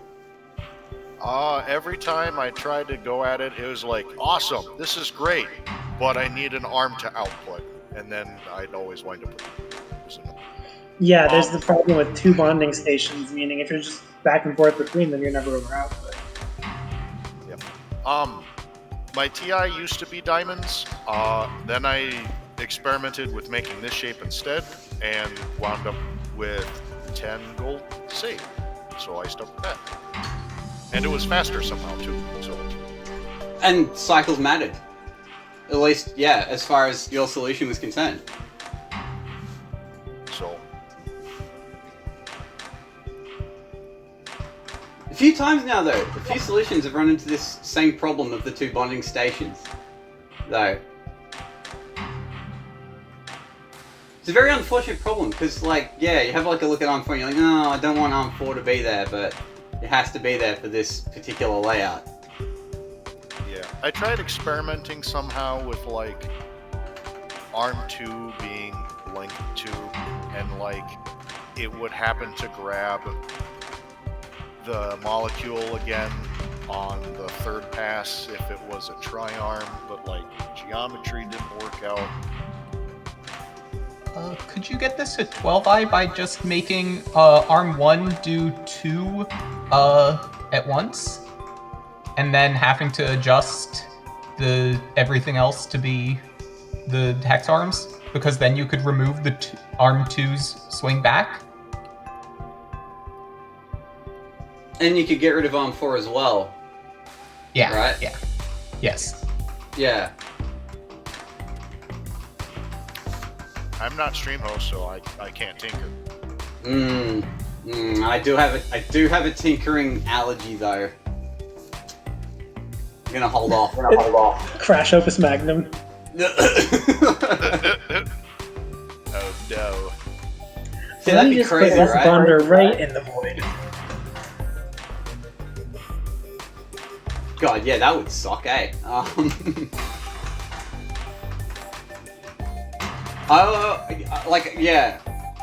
I don't know, the idea looks very promising. I will leave it as an exercise for the viewer, though. see how much of that you can work out in your head, or whether you want to boot up Opus Magnum yourself and see if it'll work. But pause the stream because there's going to be better in the next 16 solutions. Maybe just that better. No. It's going to be 16 more solves, shaving 3 cycles apiece. Just you watch. Alright. In 16th place at 12 it's gonna be a instructions. 16-way tie. No, sorry. We do already drop down to 12. Instantly Perito, or instantly. Aw. Alright, we start with username Void.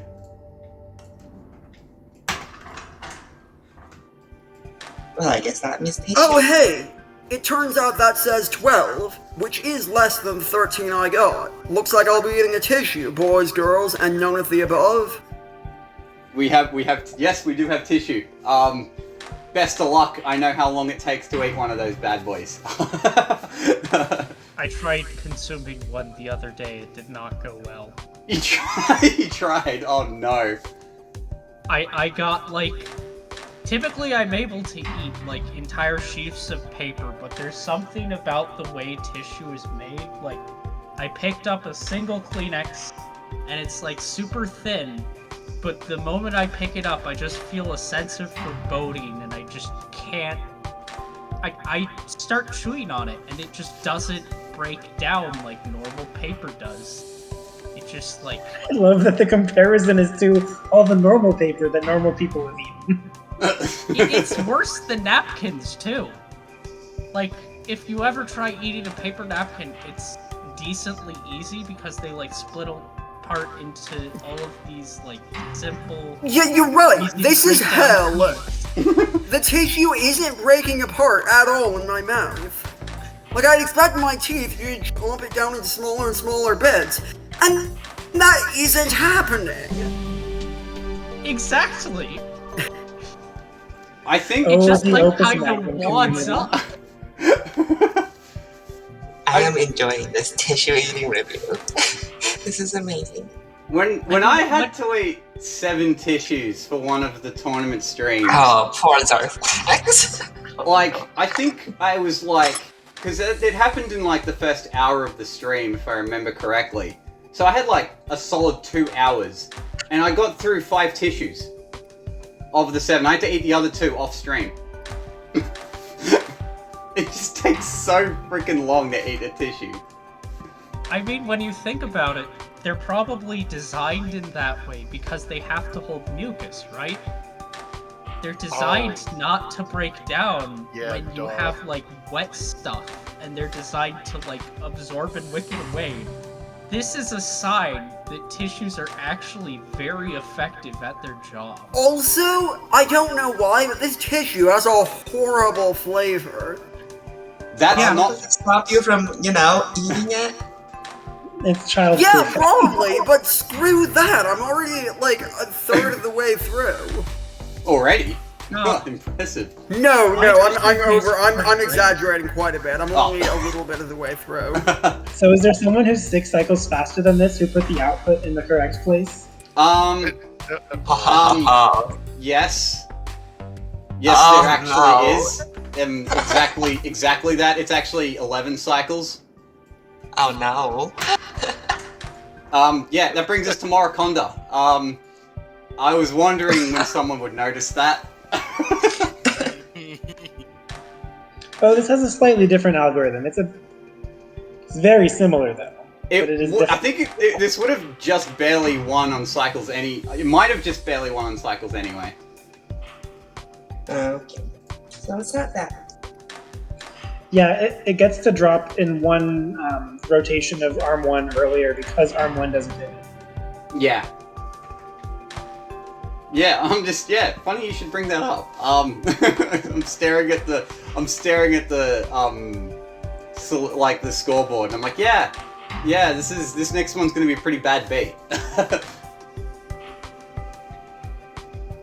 Yeah, they both had the exact same throughput, and they're both 1/18th T. It's just that username Voids also intentionally deferred the output by 1 position, which costs 6 cycles, but there's another 5 that Mars saved. Yeah, Alright. they're saying in chat. The previous One last thing to say. If you're ever going to be eating a tissue, make sure you have plenty of water to wash it down with. Should be more like eating pills of some sort. Bit by bit. Eating tissues is worse than dry swallowing.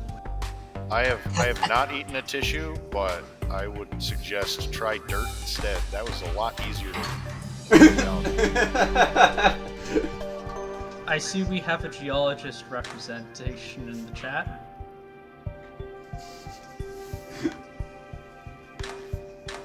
If you're gonna eat 7 tissues, make sure you have like a shitload of spare time. You're gonna need it. That's my advice. Alright. Moving on to 14th place. 12 instructions, 130G, but 149 cycles. We have Cuckoo 52. Oop, not that one.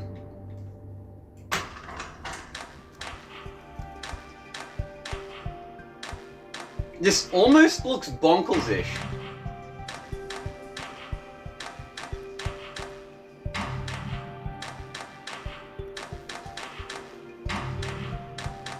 Yeah, this one gets to be so much faster because it's a 13. This, yeah, I say it looks bonkles-ish because for a while, Cuckoo 52 was like the only one who submitted for bonkles but not TI. But then he came up with this fairly late.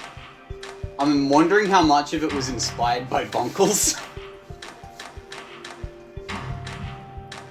Because we're seeing this idea that we're not really seeing of like the pivoting diamond returning. Just they're being bonded straight to the molecule before they get to exist as diamonds.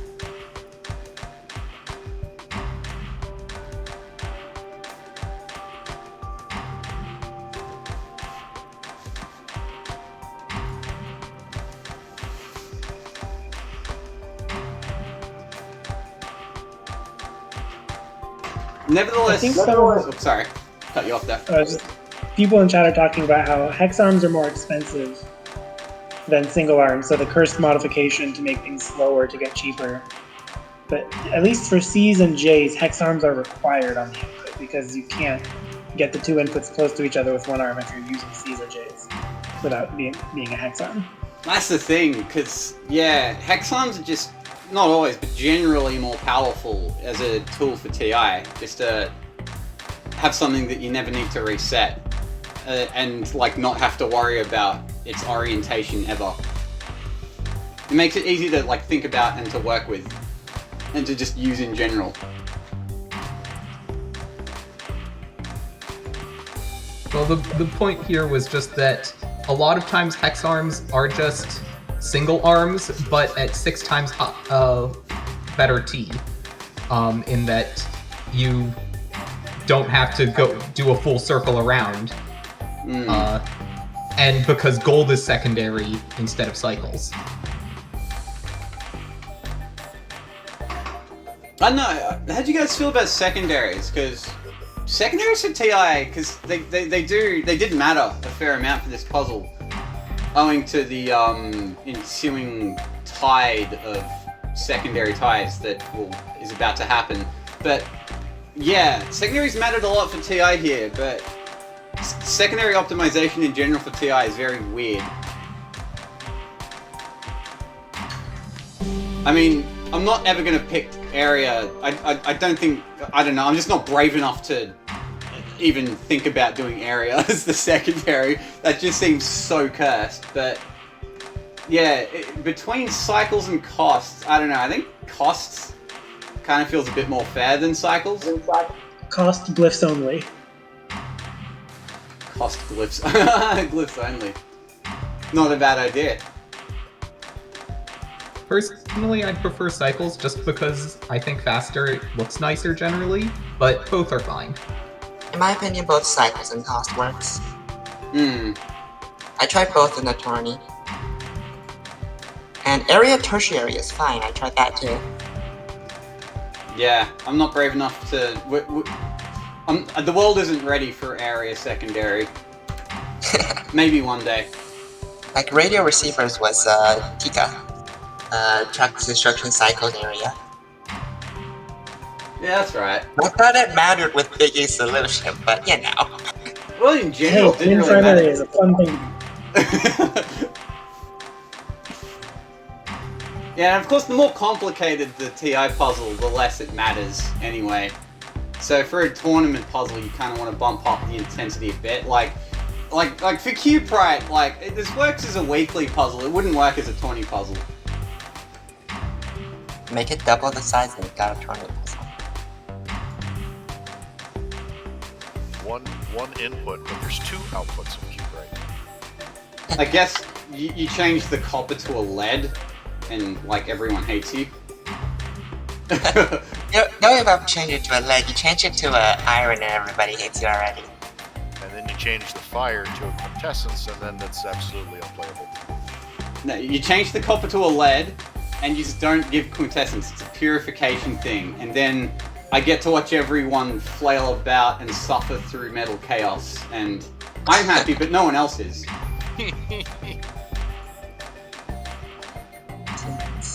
We ate. Metal Chaos sounds like it needs to be the title of a puzzle.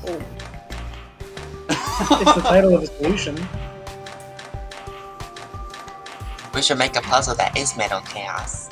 I feel like that's gonna be something I do in the future. I actually have a thing like that. I submitted to the workshop a puzzle called Blacksmithing, which is just an infinitely long chain of molecules, and it's just difficult to work with.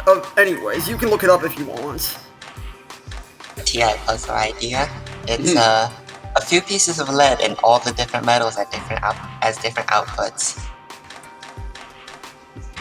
Ooh, a one of everything kind of deal. I like the sound of that. Yeah, that is interesting.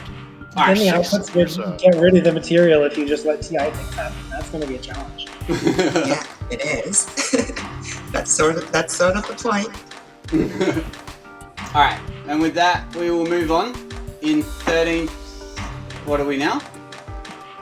Yeah, we're in 14th place. In 13th place, 12 instructions, 120G, and 659 cycles, we have Alienate Me.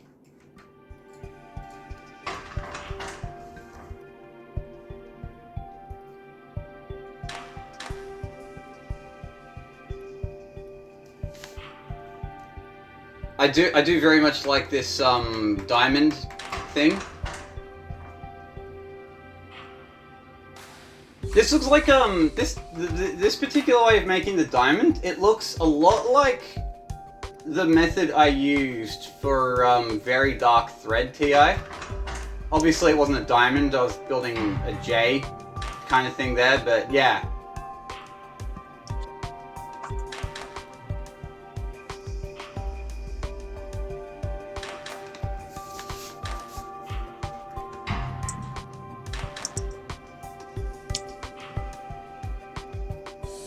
The diamonds felt like the most natural shape to build with to me.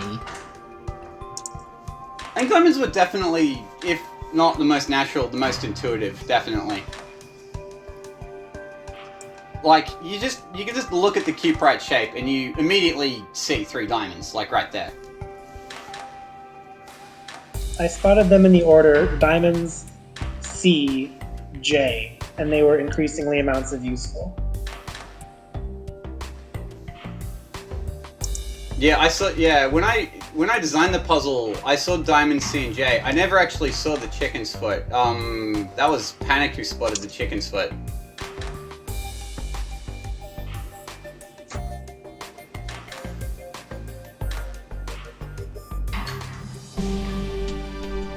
If any of the solutions above this have a debonder in them, that'll just blow my mind. Trying to think. I guess we'll have to find out. Alright. I didn't actually alt click at any point. There is a solution which I will show that I very much will have to alt click, but that's later on. In 12th place. In 12th place, at 10 instructions, we have not great. Yeah, 10 is 12th place. Okay. Yeah, I completely missed some of the build patterns, Okay, some of the monomers. so knowing now for certain that we go down to 10, and I will let you know right now, there's a big primary pile up. A lot of people at 10. We're making Cuprite. I think the reason I was excited to give you guys this puzzle was because I was kind of hoping to pose the question without saying it. Can you guys think about getting under 10? 10 is what I would call conventional minimum. So yeah, this is kind of... Yeah, exactly. 10 is the number. You look at this puzzle, you're a skilled TI optimizer, you say, all right, I can make a 10. Who can make better? Now, it's funny the amount of different ways people got it down to 10. Some people, I'd say some, if not most people, spent a long time trying to whittle it down. They got to like 13 and 12 and they were shaving off. A few people even got 11s, but then were able to eventually get it down to 10. There were a couple of people who just like immediately saw 10 and just, okay, yeah, 10, here you go. What's the big idea? And yeah, it's funny because yeah, the destination is going to look the same, but the journeys were so incredibly different.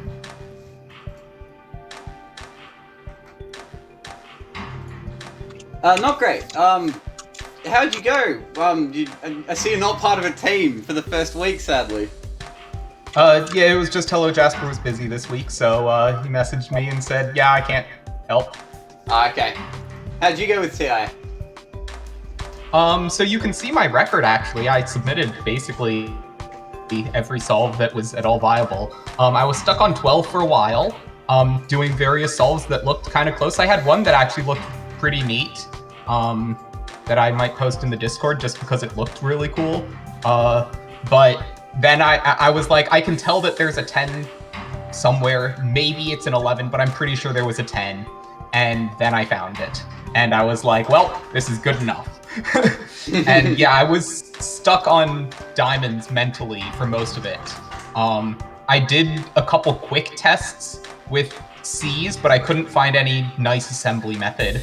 And I completely missed Chickenfoot and J.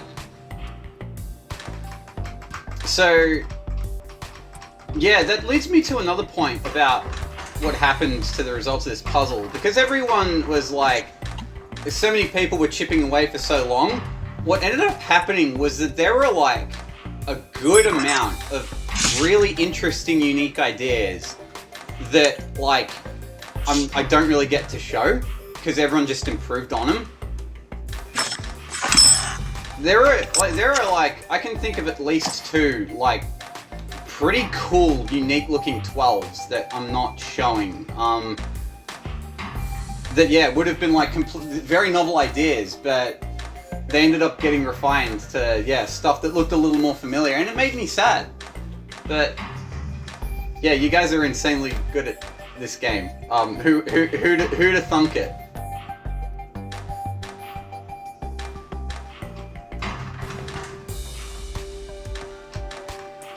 I do like, so at the beginning we were talking about two bonding stations and how we had arms constantly going back and forth. As you can see, same phenomenon here. Arm 1 and 3, they're constantly handing off. And very cleverly, the way Not Great gets around this is by cleverly putting arm 3 so that it only grabs a completed Cuprite.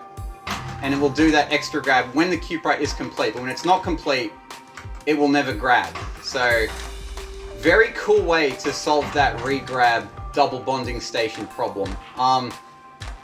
It's not something you can just like put into an existing design that suffers from that problem. It's something you kind of have to kind of plan out and see ahead of time.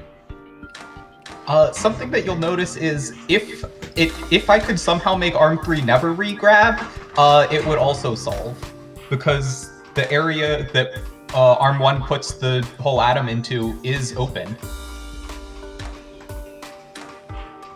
but that would like cost an extra instruction to make arm 3 never regrab, so why would I do that? When you say never regrab, what do you mean, sorry? So if arm 3 never did that output, arm 1 puts the molecule in a position where it could output. Oh, I see it now. You are right, yeah. So if arm 3 misses that Cuprite grab, it actually would have just outputted anyway. That's pretty cool, yeah. Well, I guess that's another way to solve the problem. But if arm 3 still missed that grab.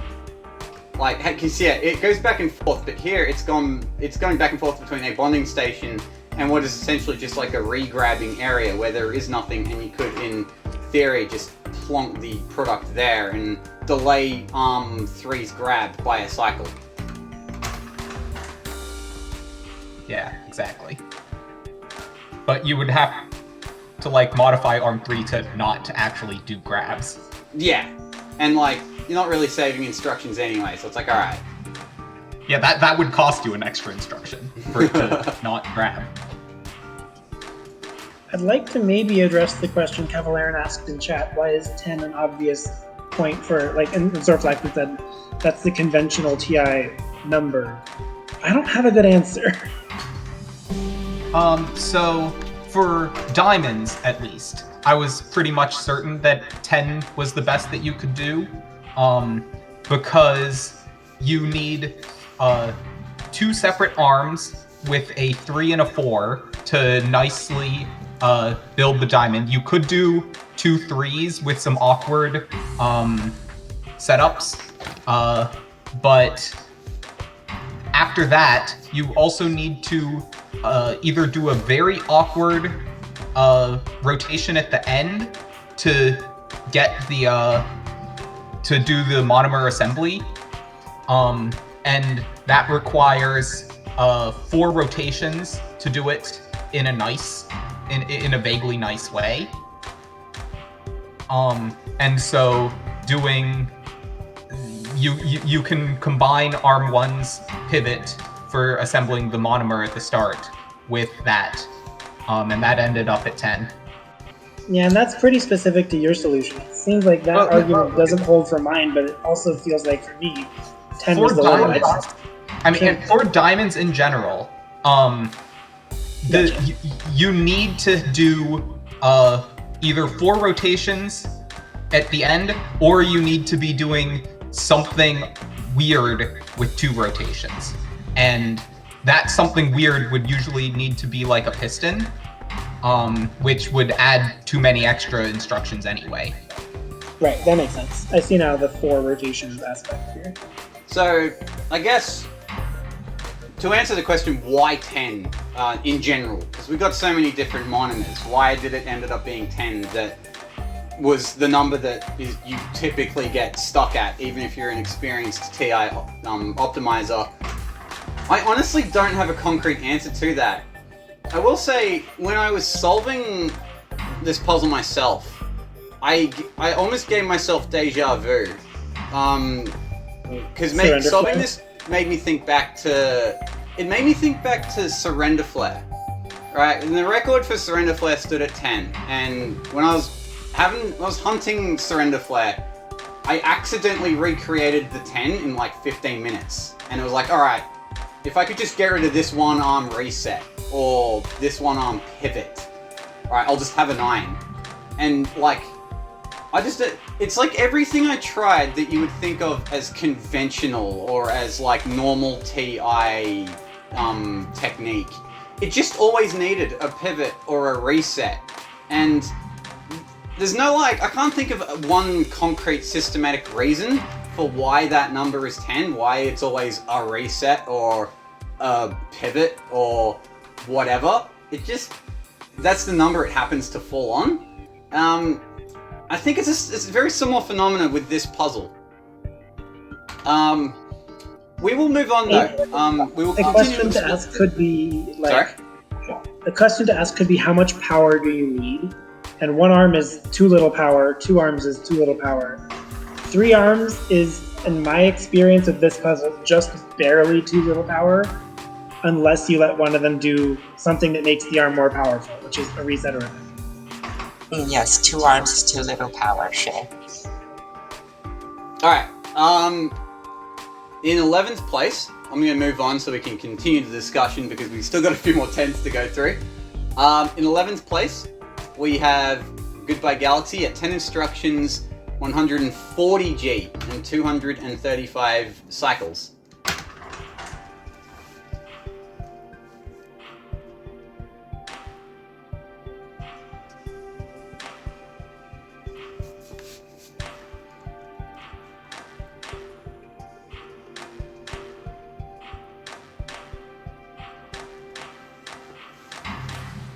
This is a very... I like this. very cool idea, this one. With Arm 2's essentially a merry-go-round. Very choice pivot here, Arm 3. It's like solutions like this, and you're like, why is it always a pivot?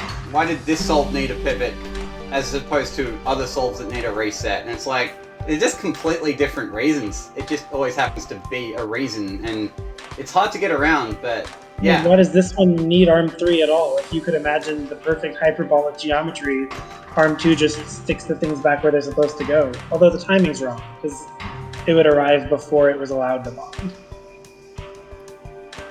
But yeah, I mean, the timing and the geometry are kind of wrong, yeah, but it's an idea, right? Who is to say this is the last we will see of this idea? Seems like pivots are good at, 2 things. One is fixing rotations, the other is fixing positioning for TI. Yeah. Sometimes it's both.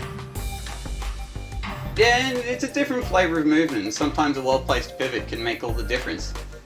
Yeah. Like Sometimes here, you get yeah. a magic.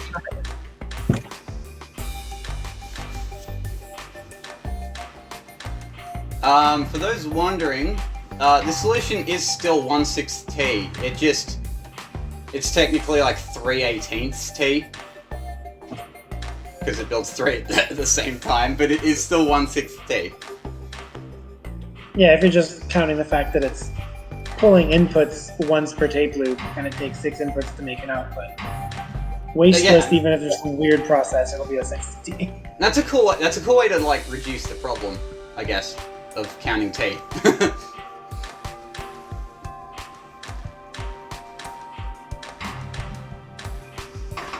Alright, continuing on through the 10s. We have a tie for 9th place between 2 players.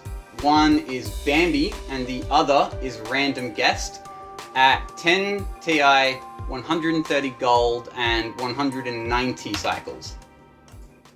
Random Guest was popping off in chat over getting top 10. Congratulations for that on your first submission. Alright, I guess now they're in top 10. $1 million question. Who do you have in your top 3? Know the answers. This is basically the exact same as my solution, except I had a calcifier in the right place. Bambi could have made this 110G cheaper by putting a calcifier between the fire and the bonder. I assume the other person also had the same solution. It's not easy to get the same set of 3 metrics. Yeah, I guess I can also show Random Guests just to have a look. I think this one's more area than the other one, funnily enough. Oh, it is? Okay. Interesting. No they're area different coordinary, solutions. though. They're different solutions, huh? This is exactly my solution with a second calcifier. Like, no change from my solution. Other than Even the equilibrium? The equilibrium's different. It's where the grab point is instead of underneath. But I guess the way you would go about it is to, and I will tinker this one because I think I can see it already, it's just that. Yeah, and that'll work. There's your 10G. Right, yeah. Congratulations, you made my solve. It's all solved, so why bother? And there you go. And we're going to breeze through a bit because these next few are going to be not very different at all. Up next, Biggie, probably. Up next is not Biggie. It is a tie between... Damn, okay. It's a tie between Spiritual Shampoo and Rolani. Damn, okay. Who knew Well, like one calcifier well, position he's in the middle. that much? Back to Diamond. Oh, right, all the slow 120Gs will be in between me and the clone of what we just saw. Damn, okay.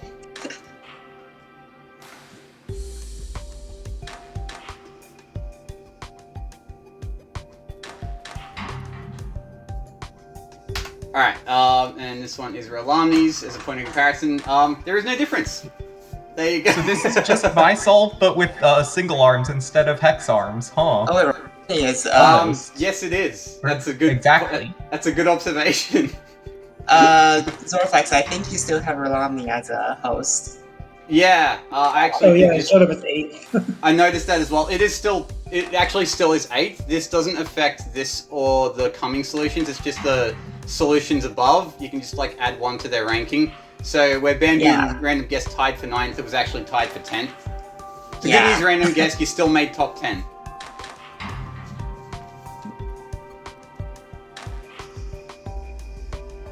It's I'm interesting because I only considered getting 10 with adding a reset to one of the arms and not adding a pivot. But Diamonds kind of forced you into a pivot. Okay, and to cap off this slew of similar ideas, in tied for 4th place, we have Okay. the following. We have the following. So we have Brother Mojo and the following teams: Gecko Deer, Team 42, and Moore's Technologies. Nice. I'm in good company. Yeah. I see why you say this can't be a tournament puzzle. No, yeah. This is basically, to me, campaign puzzle difficulty for TI, which is a little too easy unless you're starting out. But then there's also some magic, because like mine is named... Oh yeah, there's magic, alright. There's top 3.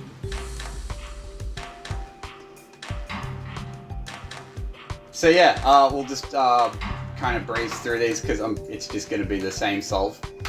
This should be Min TI. Interesting claim. This should be Minty I? Question mark? It's also So I mentioned players took very different routes to 10. There were like, as I mentioned, some teams that were like really shaving it down. Brother Mojo submitted his 10 within the first hour of the puzzle being active. It was, the puzzle went active, and then like 10 minutes later, Username Void submitted a speed solve, and half an hour later, Brother Mojo 10i. I must admit, I shat myself a little, because I just thought everyone was going to submit a 10, and it would just be a, yeah, that would be it. No, Brother Mojo is just dead.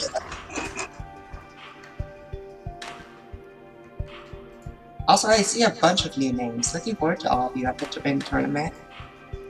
Okay, Zorfax, what did you find? Zorfax is better. Yeah, there was not an obvious way for me to get down to 9 or for the 8 or 7. Like, 2 arms did not feel powerful enough. Now, is that better? Now, Best, before I'm going to stop you primary. there. Best, I'm going to stop you there because we're not going to show my solve next. Alright. So there we is still a have player. One more. There is a player within the top 3 who, for now, shall remain nameless. Who submitted a 10 that bears absolutely no resemblance to anything anyone has submitted to this point. Oh my god, is it a waste chain? No, it is not a waste chain. I have not seen the solutions, I've just seen the metrics. Actually, to be honest, I've only seen top placement metrics.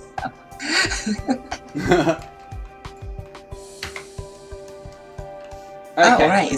So this... Did someone manage to make a chicken foot in 10 instructions? Note the cycle count on that solution.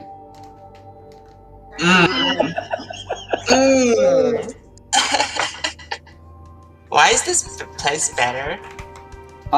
This would not say this actually isn't, but there is an easy way to make it better by just getting rid of this calcifier. Who this player missed, but this was non-scoring anyway, so I'm just going to tweak it. Point is, this had the potential to beat that huge backlog and be the best 10i. Who's Not really- this? Not really doing a whole lot at the moment though. I will have to do a lot of alt clicking here. Whose solution is this? Oh, No idea. I will reveal whose solution this was at the end. Oh no. Oh my gosh, I love the pivots. I had no idea how they would work, but it Is works. this Steven? This is this is not Steven. Unfortunate. That would have been amazing though. Alright, you ready for my favorite part?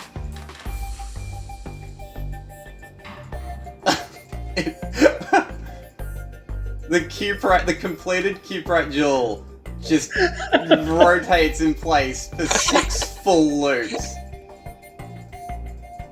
Oh wait, it's non-scoring. It's somebody above. That's what I said. Okay. Alright, there's 3 people left. So, who hasn't appeared? Alright, yeah, that's I really wanted to show this off because it's a cool, unique idea, and I love Okay, I think I know who. I like the constantly spinning in place Cuprite. Did Madmaster submit? No, Madmaster did not submit. Oh, Alright, this looks like a Madmaster thing to do. A TI antivist. okay, so, with that, I think it's high time I showed you all what I came up with for this puzzle. At 9 instructions, me. Hell yeah. Oh yeah, so that was 2 arms, Mickey. I meant I two think arms one of them doing was just a the piston. Oh, you Right. make the J's with the second arm and not the first. Okay. Oh god, this looks like This makes so much sense, honestly. it's Right. suppression. And it grabs, yeah, and it grabs 3, and the third arm, which kind of like, it grabs it as the J has been like, you know, it's grabbed from the opposite end. Instead of the salts being grabbed, it's the copper being grabbed. And so by the time it comes around to arm 1, it's perfectly placed next to the regent. And then briefly suppressed as arm 2 does the regrab, has the next J in place. Oh yeah, funny thing, Rebix, I think Zorfax came up with the puzzle before the solution. Oh yeah, This no, makes- this was, I found this for the solution, sorry, other way around. Yeah, I found this solution for this puzzle after coming up with the puzzle and playing around with it. Zorfax just happens to know what shapes kind of work well with TI. I just happen, yeah.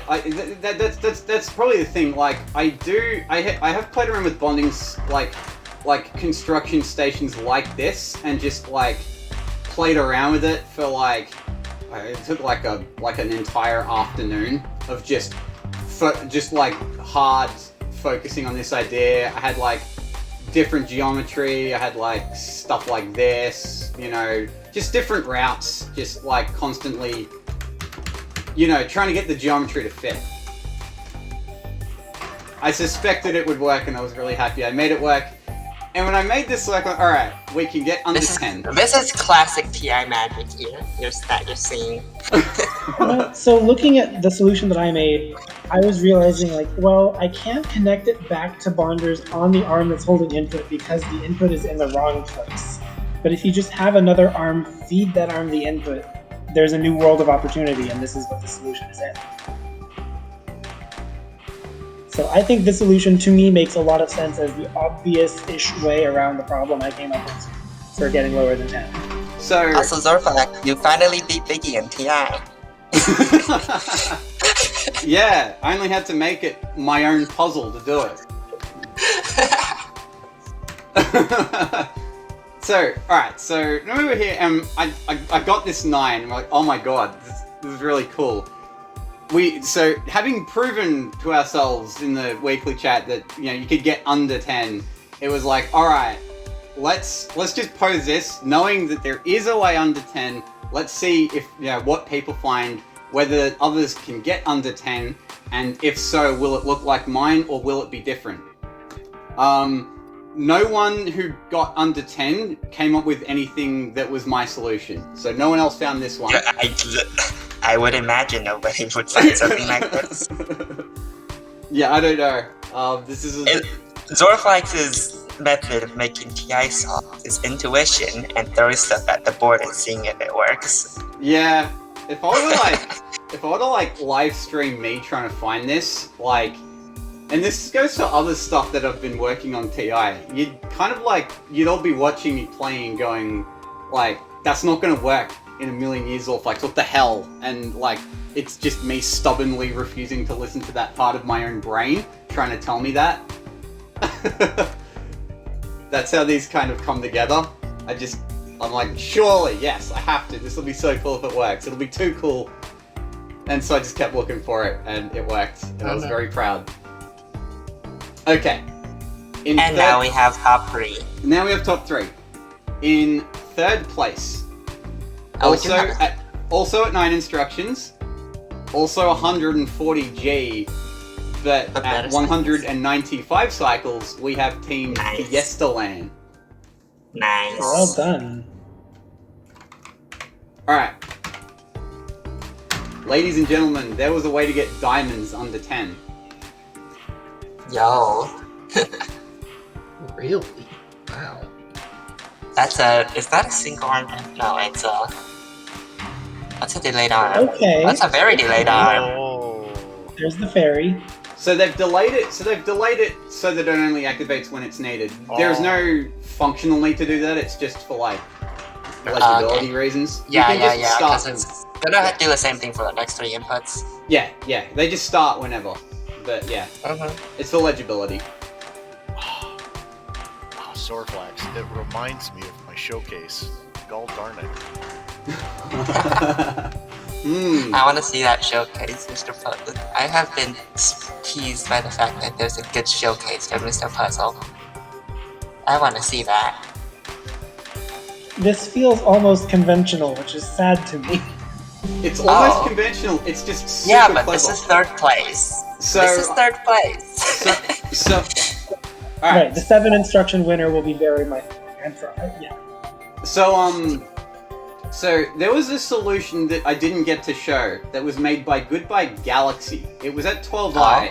I was kind of hoping he wouldn't improve on it, and he did, which is sucked. But it was this, but he needed a 4th arm, because if I remember correctly, he had it so that he had an arm 2 that it was here or something. So arm 1 would grab a regent and put it here, and arm 2 would do the same but this way. But he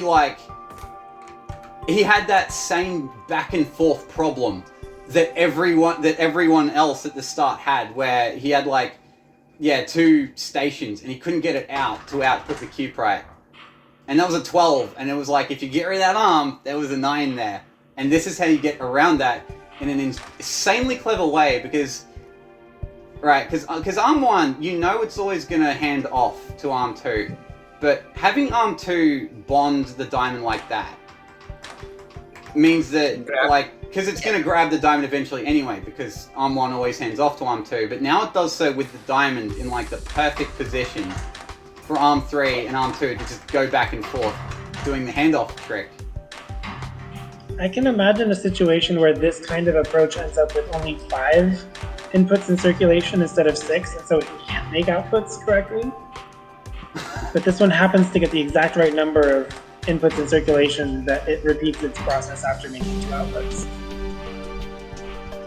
Yeah, I know what you mean. Yeah, it's just because arm 1 kind of sneaks this 6th one out just in the nick of time. I am very impressed. Super amazing find. This is 118. I believe this is one. No, this is 1/6T. Sorry, my This bad. is 1/6, the exact same calculus I brought up before. So, I need to remember Yeah, that this is 3 calculus. over 18, isn't it? Sorry. This is 3 over 18, yeah? Yeah, this is Two 3. over 12. No, this is 2. This is Oh, 2 over 18. yeah, 2 over 12. Okay. 2 over 12. Yeah. Math. Okay. Before I show what happens to the rest of the top 3, there is one more 9-eye I want to show.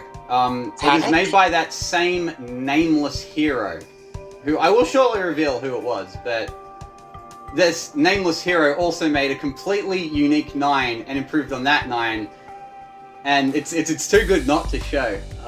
Let me just throw it into my solution folder. The nameless hero is probably pretty quiet right now. I also have no idea who it is. Here's their 9. They made a 10, they made a 9. Do we see an 8 and a 7 from the... Oh, I see an 8. You I see a loaded Rubbish solution 8. name with the number 8. Well, Yeah, you loaded 8. You loaded up the 8. No, this no, is- hold on. It just named 8, but it has 9. Oh, you pressed... Oh no! Oh no! No, I know what happened. No, you pressed F9. You pressed F9, F10. No, yeah, it was. The I pressed solution is F10 to correct, load the this overlay. solution in. I pressed F10 Yeah, to just load press this. F8. Just press... Yeah. I pressed F10 to load this solution in, and that also loaded the other one. Anyway, quit distracting me. This is the 9. So, for Goodbye Galaxy, you might notice this is similar to his 10, with the pivot thing, except there's no rotate. So it wasn't the pivot that was saved here, it was the rotate, and you just have this 2-arm kind of merry-go-round thing again. This is, I would suggest, is the only solve that, like, and maybe also Goodbye Galaxies, that kind of bore any resemblance to mine.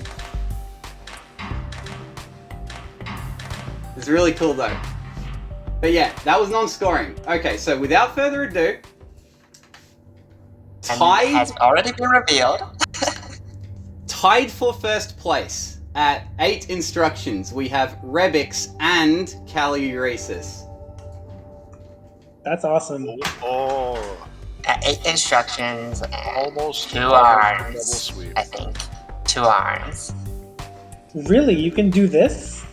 Ladies and gentlemen, the C monomer wins.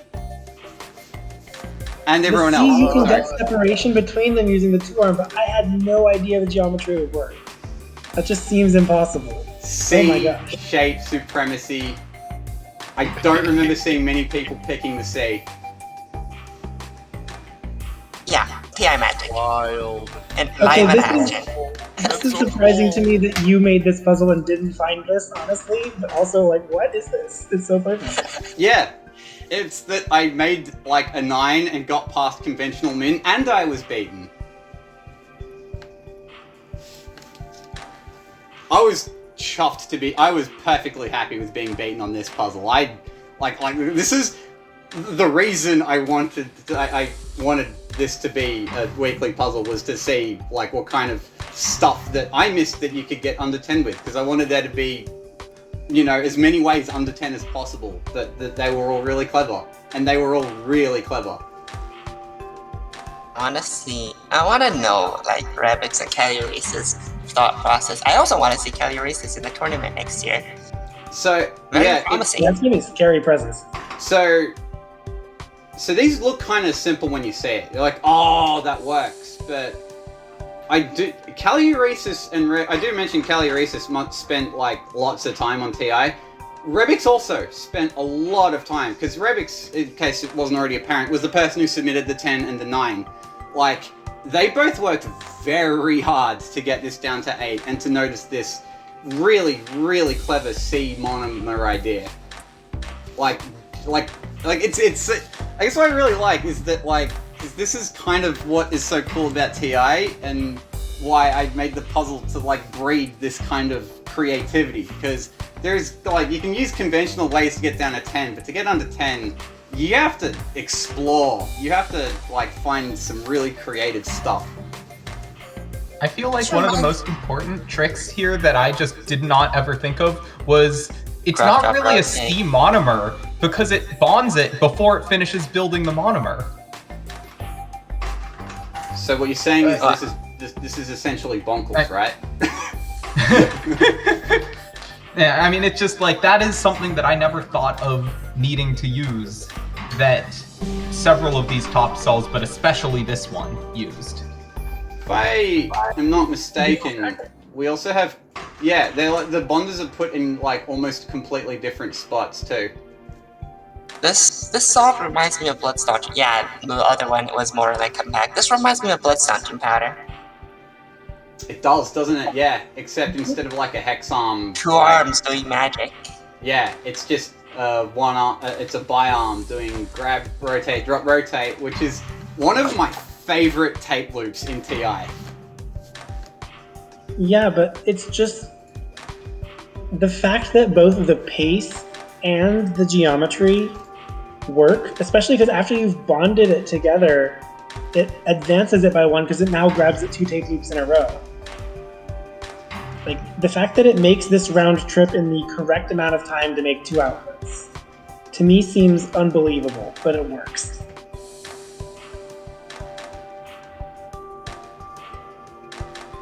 Like, if you were to ask me with this layout, how many tape loops does it take to complete a round trip?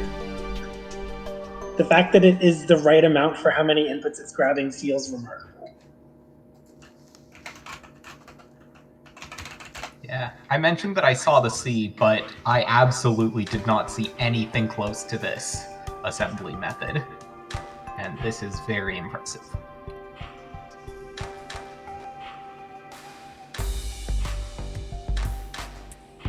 Alright, you'll have to bear with me for a minute. I'm just getting next week's puzzle ready.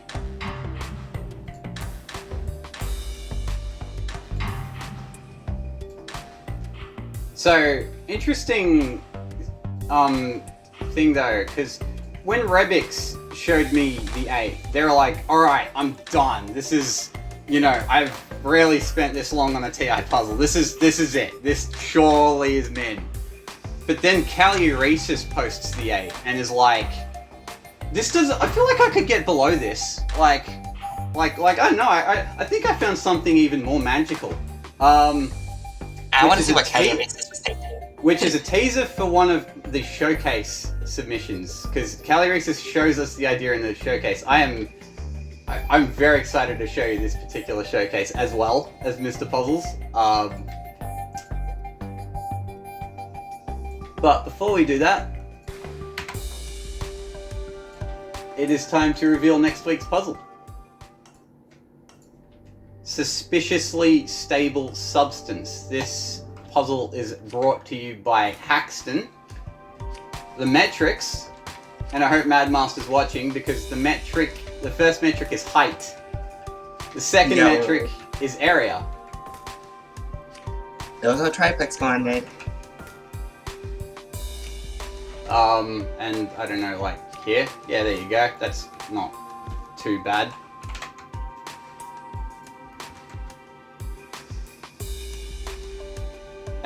We'll reveal it on the website so I can download it. And let me make the puzzle active. Let me go look for it. I'll do the website thing. Okay. Hexing, so the Zorfax will continue doing this.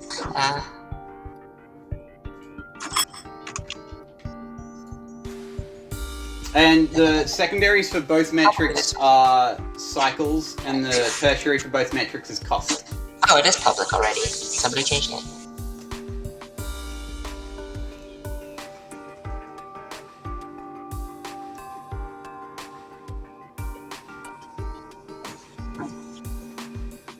I was just gonna let people stew on this puzzle for a while.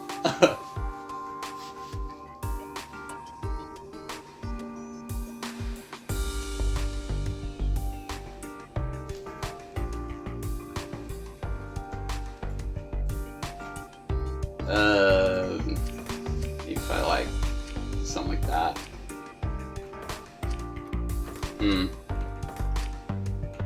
Feng Shui is hard.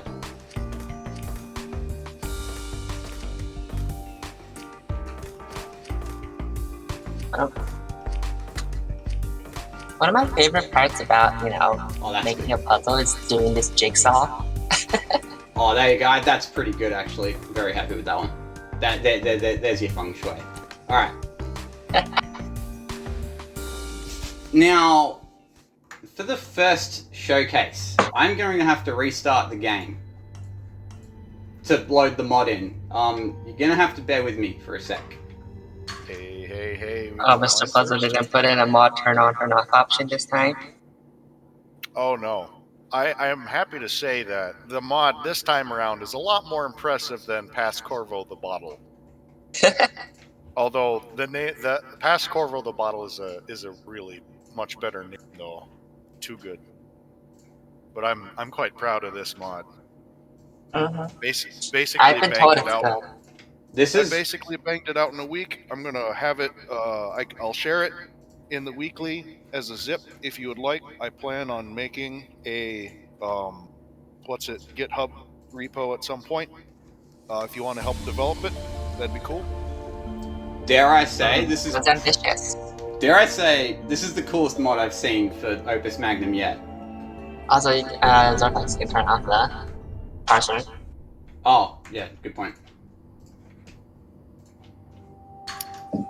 The secret to absolutely trouncing everybody in every metric is just make a mod where you can achieve mints. Oh yeah, this Zero solution. buckles. Note the cost on that solution.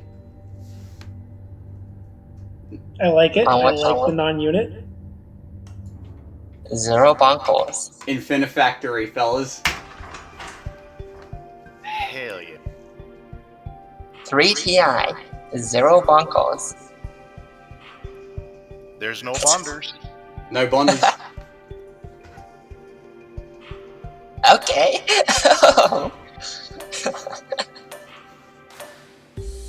Just some conveyors and welders.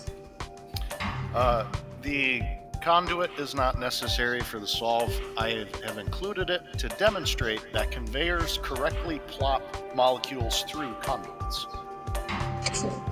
Nice. I love this mod. I'm excited. This is so cool. The geometry of conveyors and getting things to line up with the automatic translations. I'm excited. Welcome to Opus Magnum 2 and Benefactory Boogaloo. So yeah, if the reason I had to restart the game is because these show up in the instruction tray, no matter what solve I'm in. So that's a bit of a surprise. The part permissions will change when Quintessential updates. Parts actually have custom permissions. Currently, conveyors are unlocked with tracks, and welders are... I can't remember. Oh, with bonders? It better be with bonders. That would be the correct thing to put them with. I bet they're with tracker disposal, because I copy-pasted a lot of parts around. There should also be eviscerators and lasers, and they look terrible, because I'm still trying to figure out graphics. I want to see. Or are they not in here? They won't be in this one because they're tied with disposals. Turn on disposal, turn on disposal. I feel like the welders should be with multi-bonders, because that's separate from normal bonder, right? If I'm remembering correctly? That sounds right. Yeah. Yeah, glyph of multi-bonding. Is that the eviscerator, this one? Yeah, it has to be. What's this one again, sorry? That's a laser. So the eviscerator, that shouldn't be too new. It's just when It's not an atom skipping with runs the into string. it deletes it. If an atom runs into an eviscerator, it'll just delete it. Let's try. Does the eviscerator work Plop during eviscerator somewhere in rotations? the solution. Eviscerator does not work during rotations. I thought about trying to do that, but it would be a lot more complicated for that to happen. Like I accidentally made it the perfect shape so that it could still go through the conduit. That was a complete accident.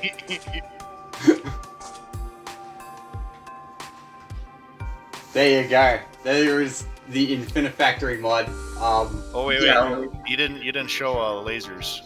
Take a laser and have it point up to the right, 1 hex to the right of conveyors going up and to the right.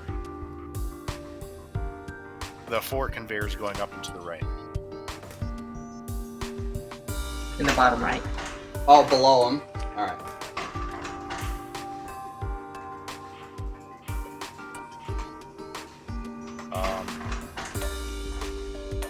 Yeah, that should work.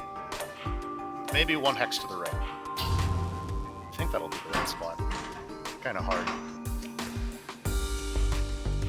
Exactly how the solve goes.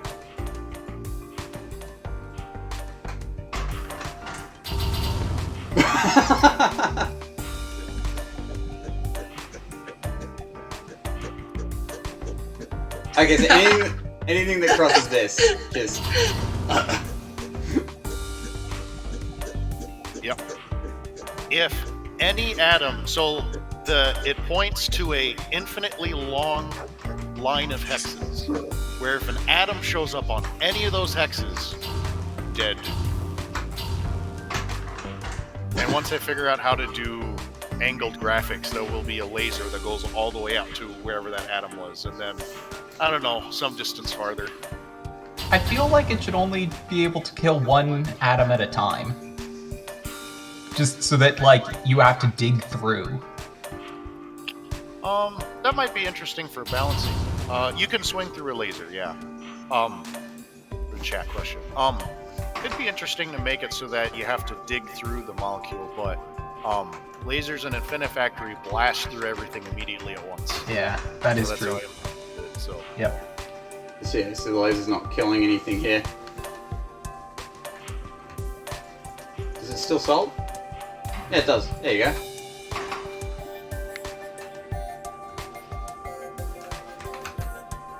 Alright, that wasn't actually part of my showcase passes, so I'm going to boot that up right now.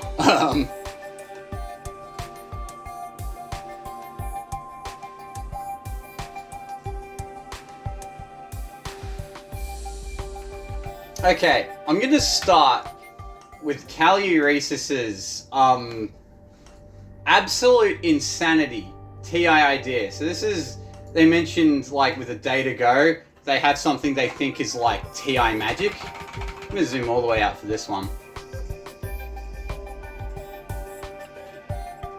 Oh, 6 wow. instruction bonding station.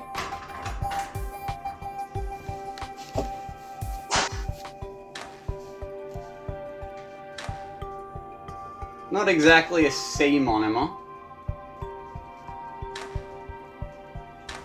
I mean, it sort of still is.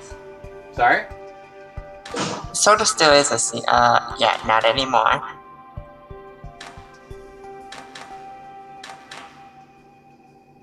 It's exciting to imagine working with this.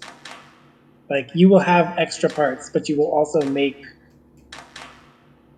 a sub part of it is the output.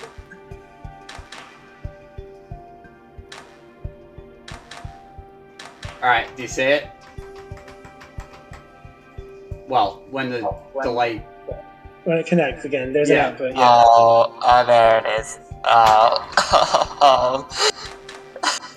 This feels like zooming into the Mandelbrot set. You see the tiny Mandelbrot in the middle.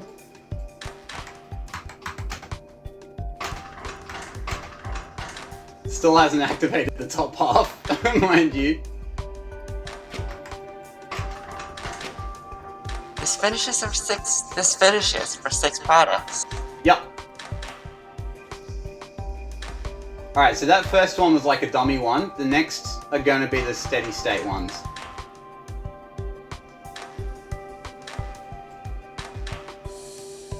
We already have 2 Cuprites onto this one molecule. There you go. And it will just keep doing that. If all you had to do was debond it, this could very well be like 9i. Yeah, so personally I couldn't imagine this beating the 8i, Yeah. but I absolutely freaking adore this.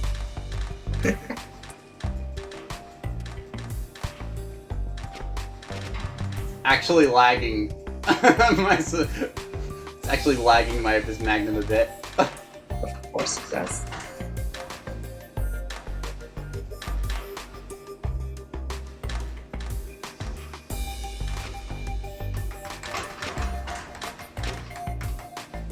And there you go. Actual madness. I absolutely love this. Now, this is something I myself am not entirely unfamiliar with. So, people were wondering about my solution. How did I know to even try it? I've experimented with stuff very reminiscent to that before myself. That shouldn't be there. So if you zoom in a bit, you might... Oh my god, I meant to get rid of that. No. There we go. Got it. Actually the same, station thing layout from my, ARM layout from my Cuprite solve. This does not build Cuprite.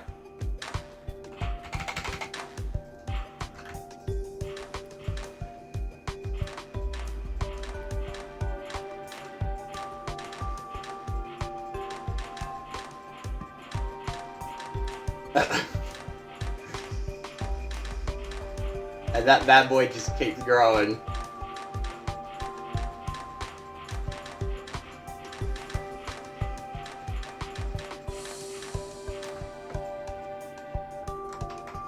So you can see, yeah, ARM here finally activates just to pull this off.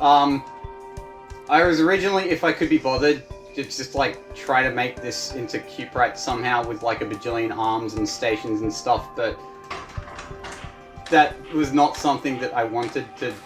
I ended up not being bothered, which is why this is just sitting in my solution file unsolved. So this is why Zorflex says don't bother trying to try to catalog 9i. So I said, yeah, don't bother cataloging 9i. You don't want to catalog this. I don't even know how far this goes beyond this point, as in the concept. This will crash eventually, but...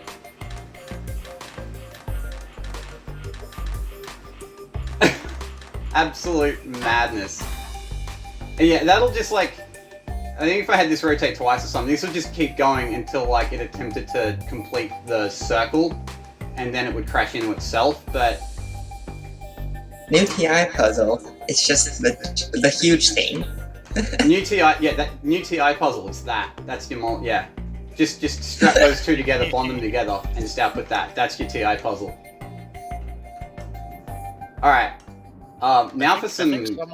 Sorry? I think someone mentioned setting up a program in the old mathematical sense of we're going to systematically build every 6i solution and see what molecules you get. That'd be interesting to see what would happen with that. Constraining it to 6i, yeah. You can already get very wacky, as Callie Euresis showed, but yeah. If you can document all the small useful ones, that would be awesome. I could see myself helping out with that kind of thing. Anyway, I'm gonna boot up a normal solve for our normal showcase. Uh-oh.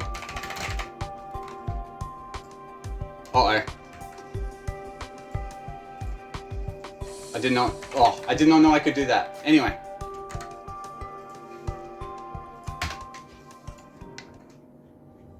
Starting off, we have a cycle showcase by Cuckoo52.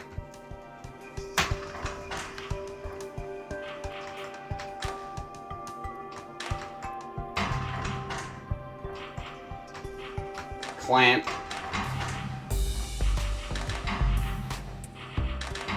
Because yeah, to get actual min cycles, you do very much need a multi-bonder, and that will get you down to 75, because you can make 2 of the bonds at once. Just, make a couple extra bonkles in the sake of a single cycle. I wonder if I made that so that if multi-arms only costs one bonder for bonkles, whether that would have led to a 75. Probably would have, eh? Multi-bonders, you mean? Yeah? Yeah. It definitely would have. Yeah. I think you might also end up with stalls with debonders in them. Actually, yeah, you're right.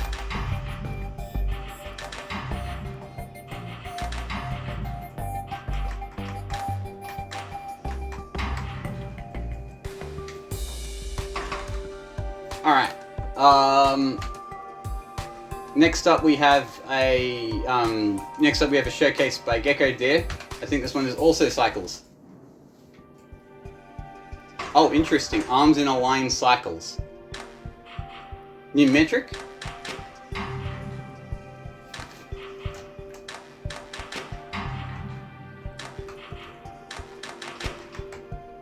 Kind of tragic you can't drop it there.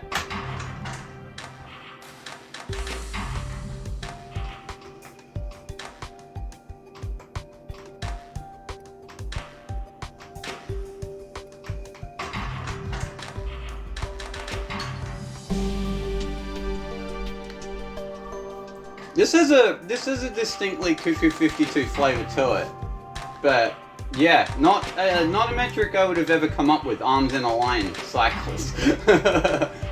That's a cool concept.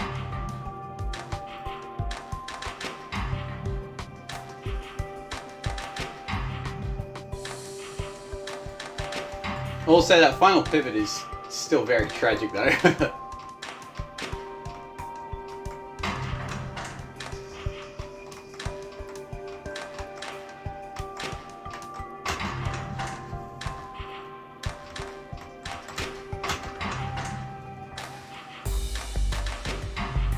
This is nice. I do wonder if we'll see more like this in the future though. It'll be cool. Alright. Next up we have Team 42. This is submitted by Genius 42, which showed how Team 42 started with TI.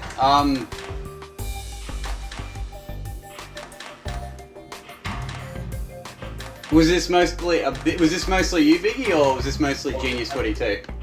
Oh, this was entirely Genius 42. We were pretty much asynchronous and only posted updates and never used the other person's stuff. Oh. We were sharing information, but yeah, Genius was like, "I'll make this solution. Do with it what you will." And I was like, "I haven't told you my number yet. It's 10, but like, I don't want to tell you that and shape what you're trying if you have something you're gonna try." Aw. Well, next week is an area metric, so I imagine you two will be more of a team next week. I assume so, yeah.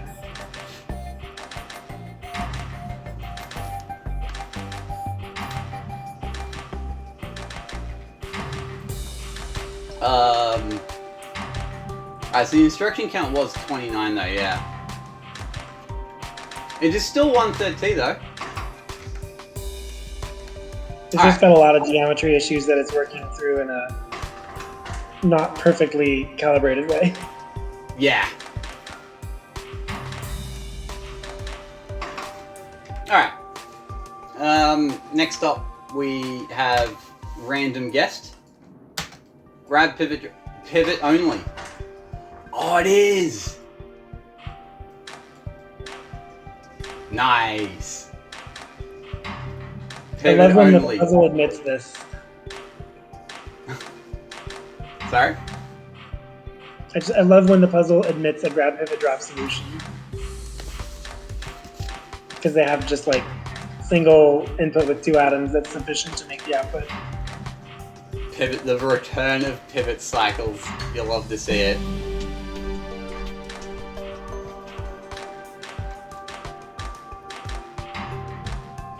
I do like this idea with ARM 6 that does like most of the pivoting here.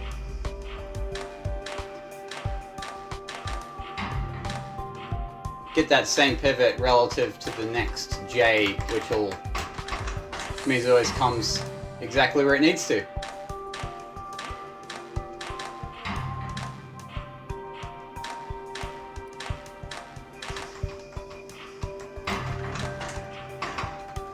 That is very cool. Not half bad at all. That was a cool solution. Thank you very much. Alright. Next up we have one from Morse Technologies. OTI. Okay, so this is also a 9i, but is that the chicken's foot? Yeah, that is the chicken's foot. There's overlap though, right? That's why it's OTI. Where is the overlap, actually?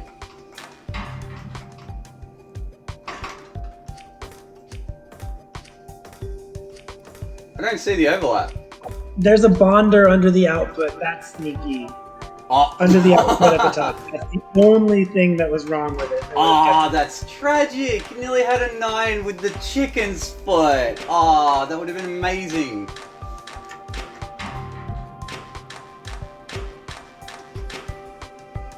Oh, that sucks. Tragedy. And it's for a bond that it... Oh wait, no, never mind. It looked like it was for a bond that it actually did have, but then it had to move it over the debonder to get to the output. Yeah, no, that is what it is. Because it's that here, and that never actually gets bonded, unfortunately, because that's where the debonder goes. Oh, that's tragic. I was kind of sad we never got a chicken's foot solved, but... Oh, nearly a chicken's foot 9i would have been amazing. Alright, our next showcase is from Fiestaland. We have Basic CG. As very small and nice CG. Okay, so this would have been bonkles if multi-bonders counted as one. Okay, that would have been much more straightforward actually.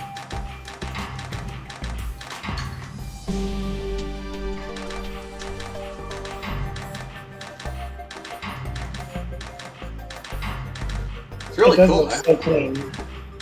Hmm? It does look so clean.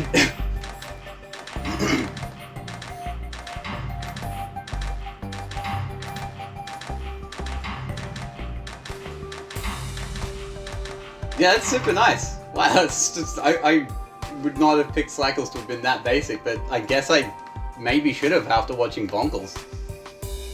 Alright, last but not least, I did mention that if we didn't like either TI or Bonkles, we would have gone with Area. So Fiestaland came up with a 21.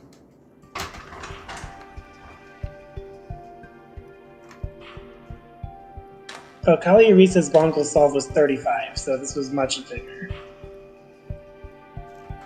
Yeah, Cagliarisa's Bonkles, I think it was 36. And 36. Rebix's 10, the one that takes 4,000 cycles, was 33. But I do find it amusing that out of the scoring solves, the smallest one of the entire week was the winning Bonkle solve.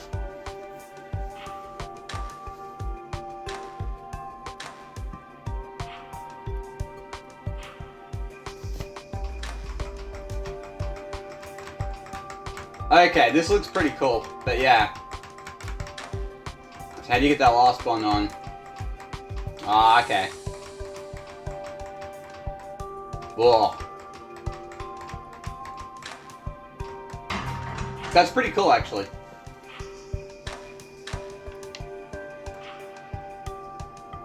Makes me wonder if you could squeeze a 20 area solve, but that looks really hard. I guess if we were to want to go with area, I probably would have wanted to at least confirm that 20 was possible first. But that sounds like it would have been really hard, if it is possible at all.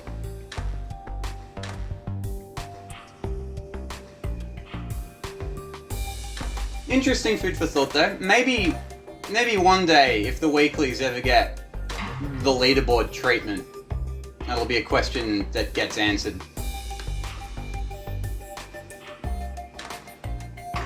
Nevertheless, thank you very much. That is interesting food for thought. I'm glad someone made an area solve though. Alright. That about wraps it up for this stream. What did we hit? Yeah, it wasn't that long. I always thought, yeah, because everyone's kind of worried that this is going to be an insanely long stream, but like there were enough similar TI submissions that it was like, all right, yeah, I can breeze through these a bit, cut down the time. Yeah, 4-way tie for 4th and 2-way tie for a few other places. But yeah, that about wraps things up. Thank you for joining in on this stream. This was really fun. Yeah, as far as weekly puzzles go, this one got a lot of interest, and that's awesome to see. Look forward to seeing what you come up with next week for Suspiciously Stable Substance. And that's about it. Thank you all for joining. See you next week.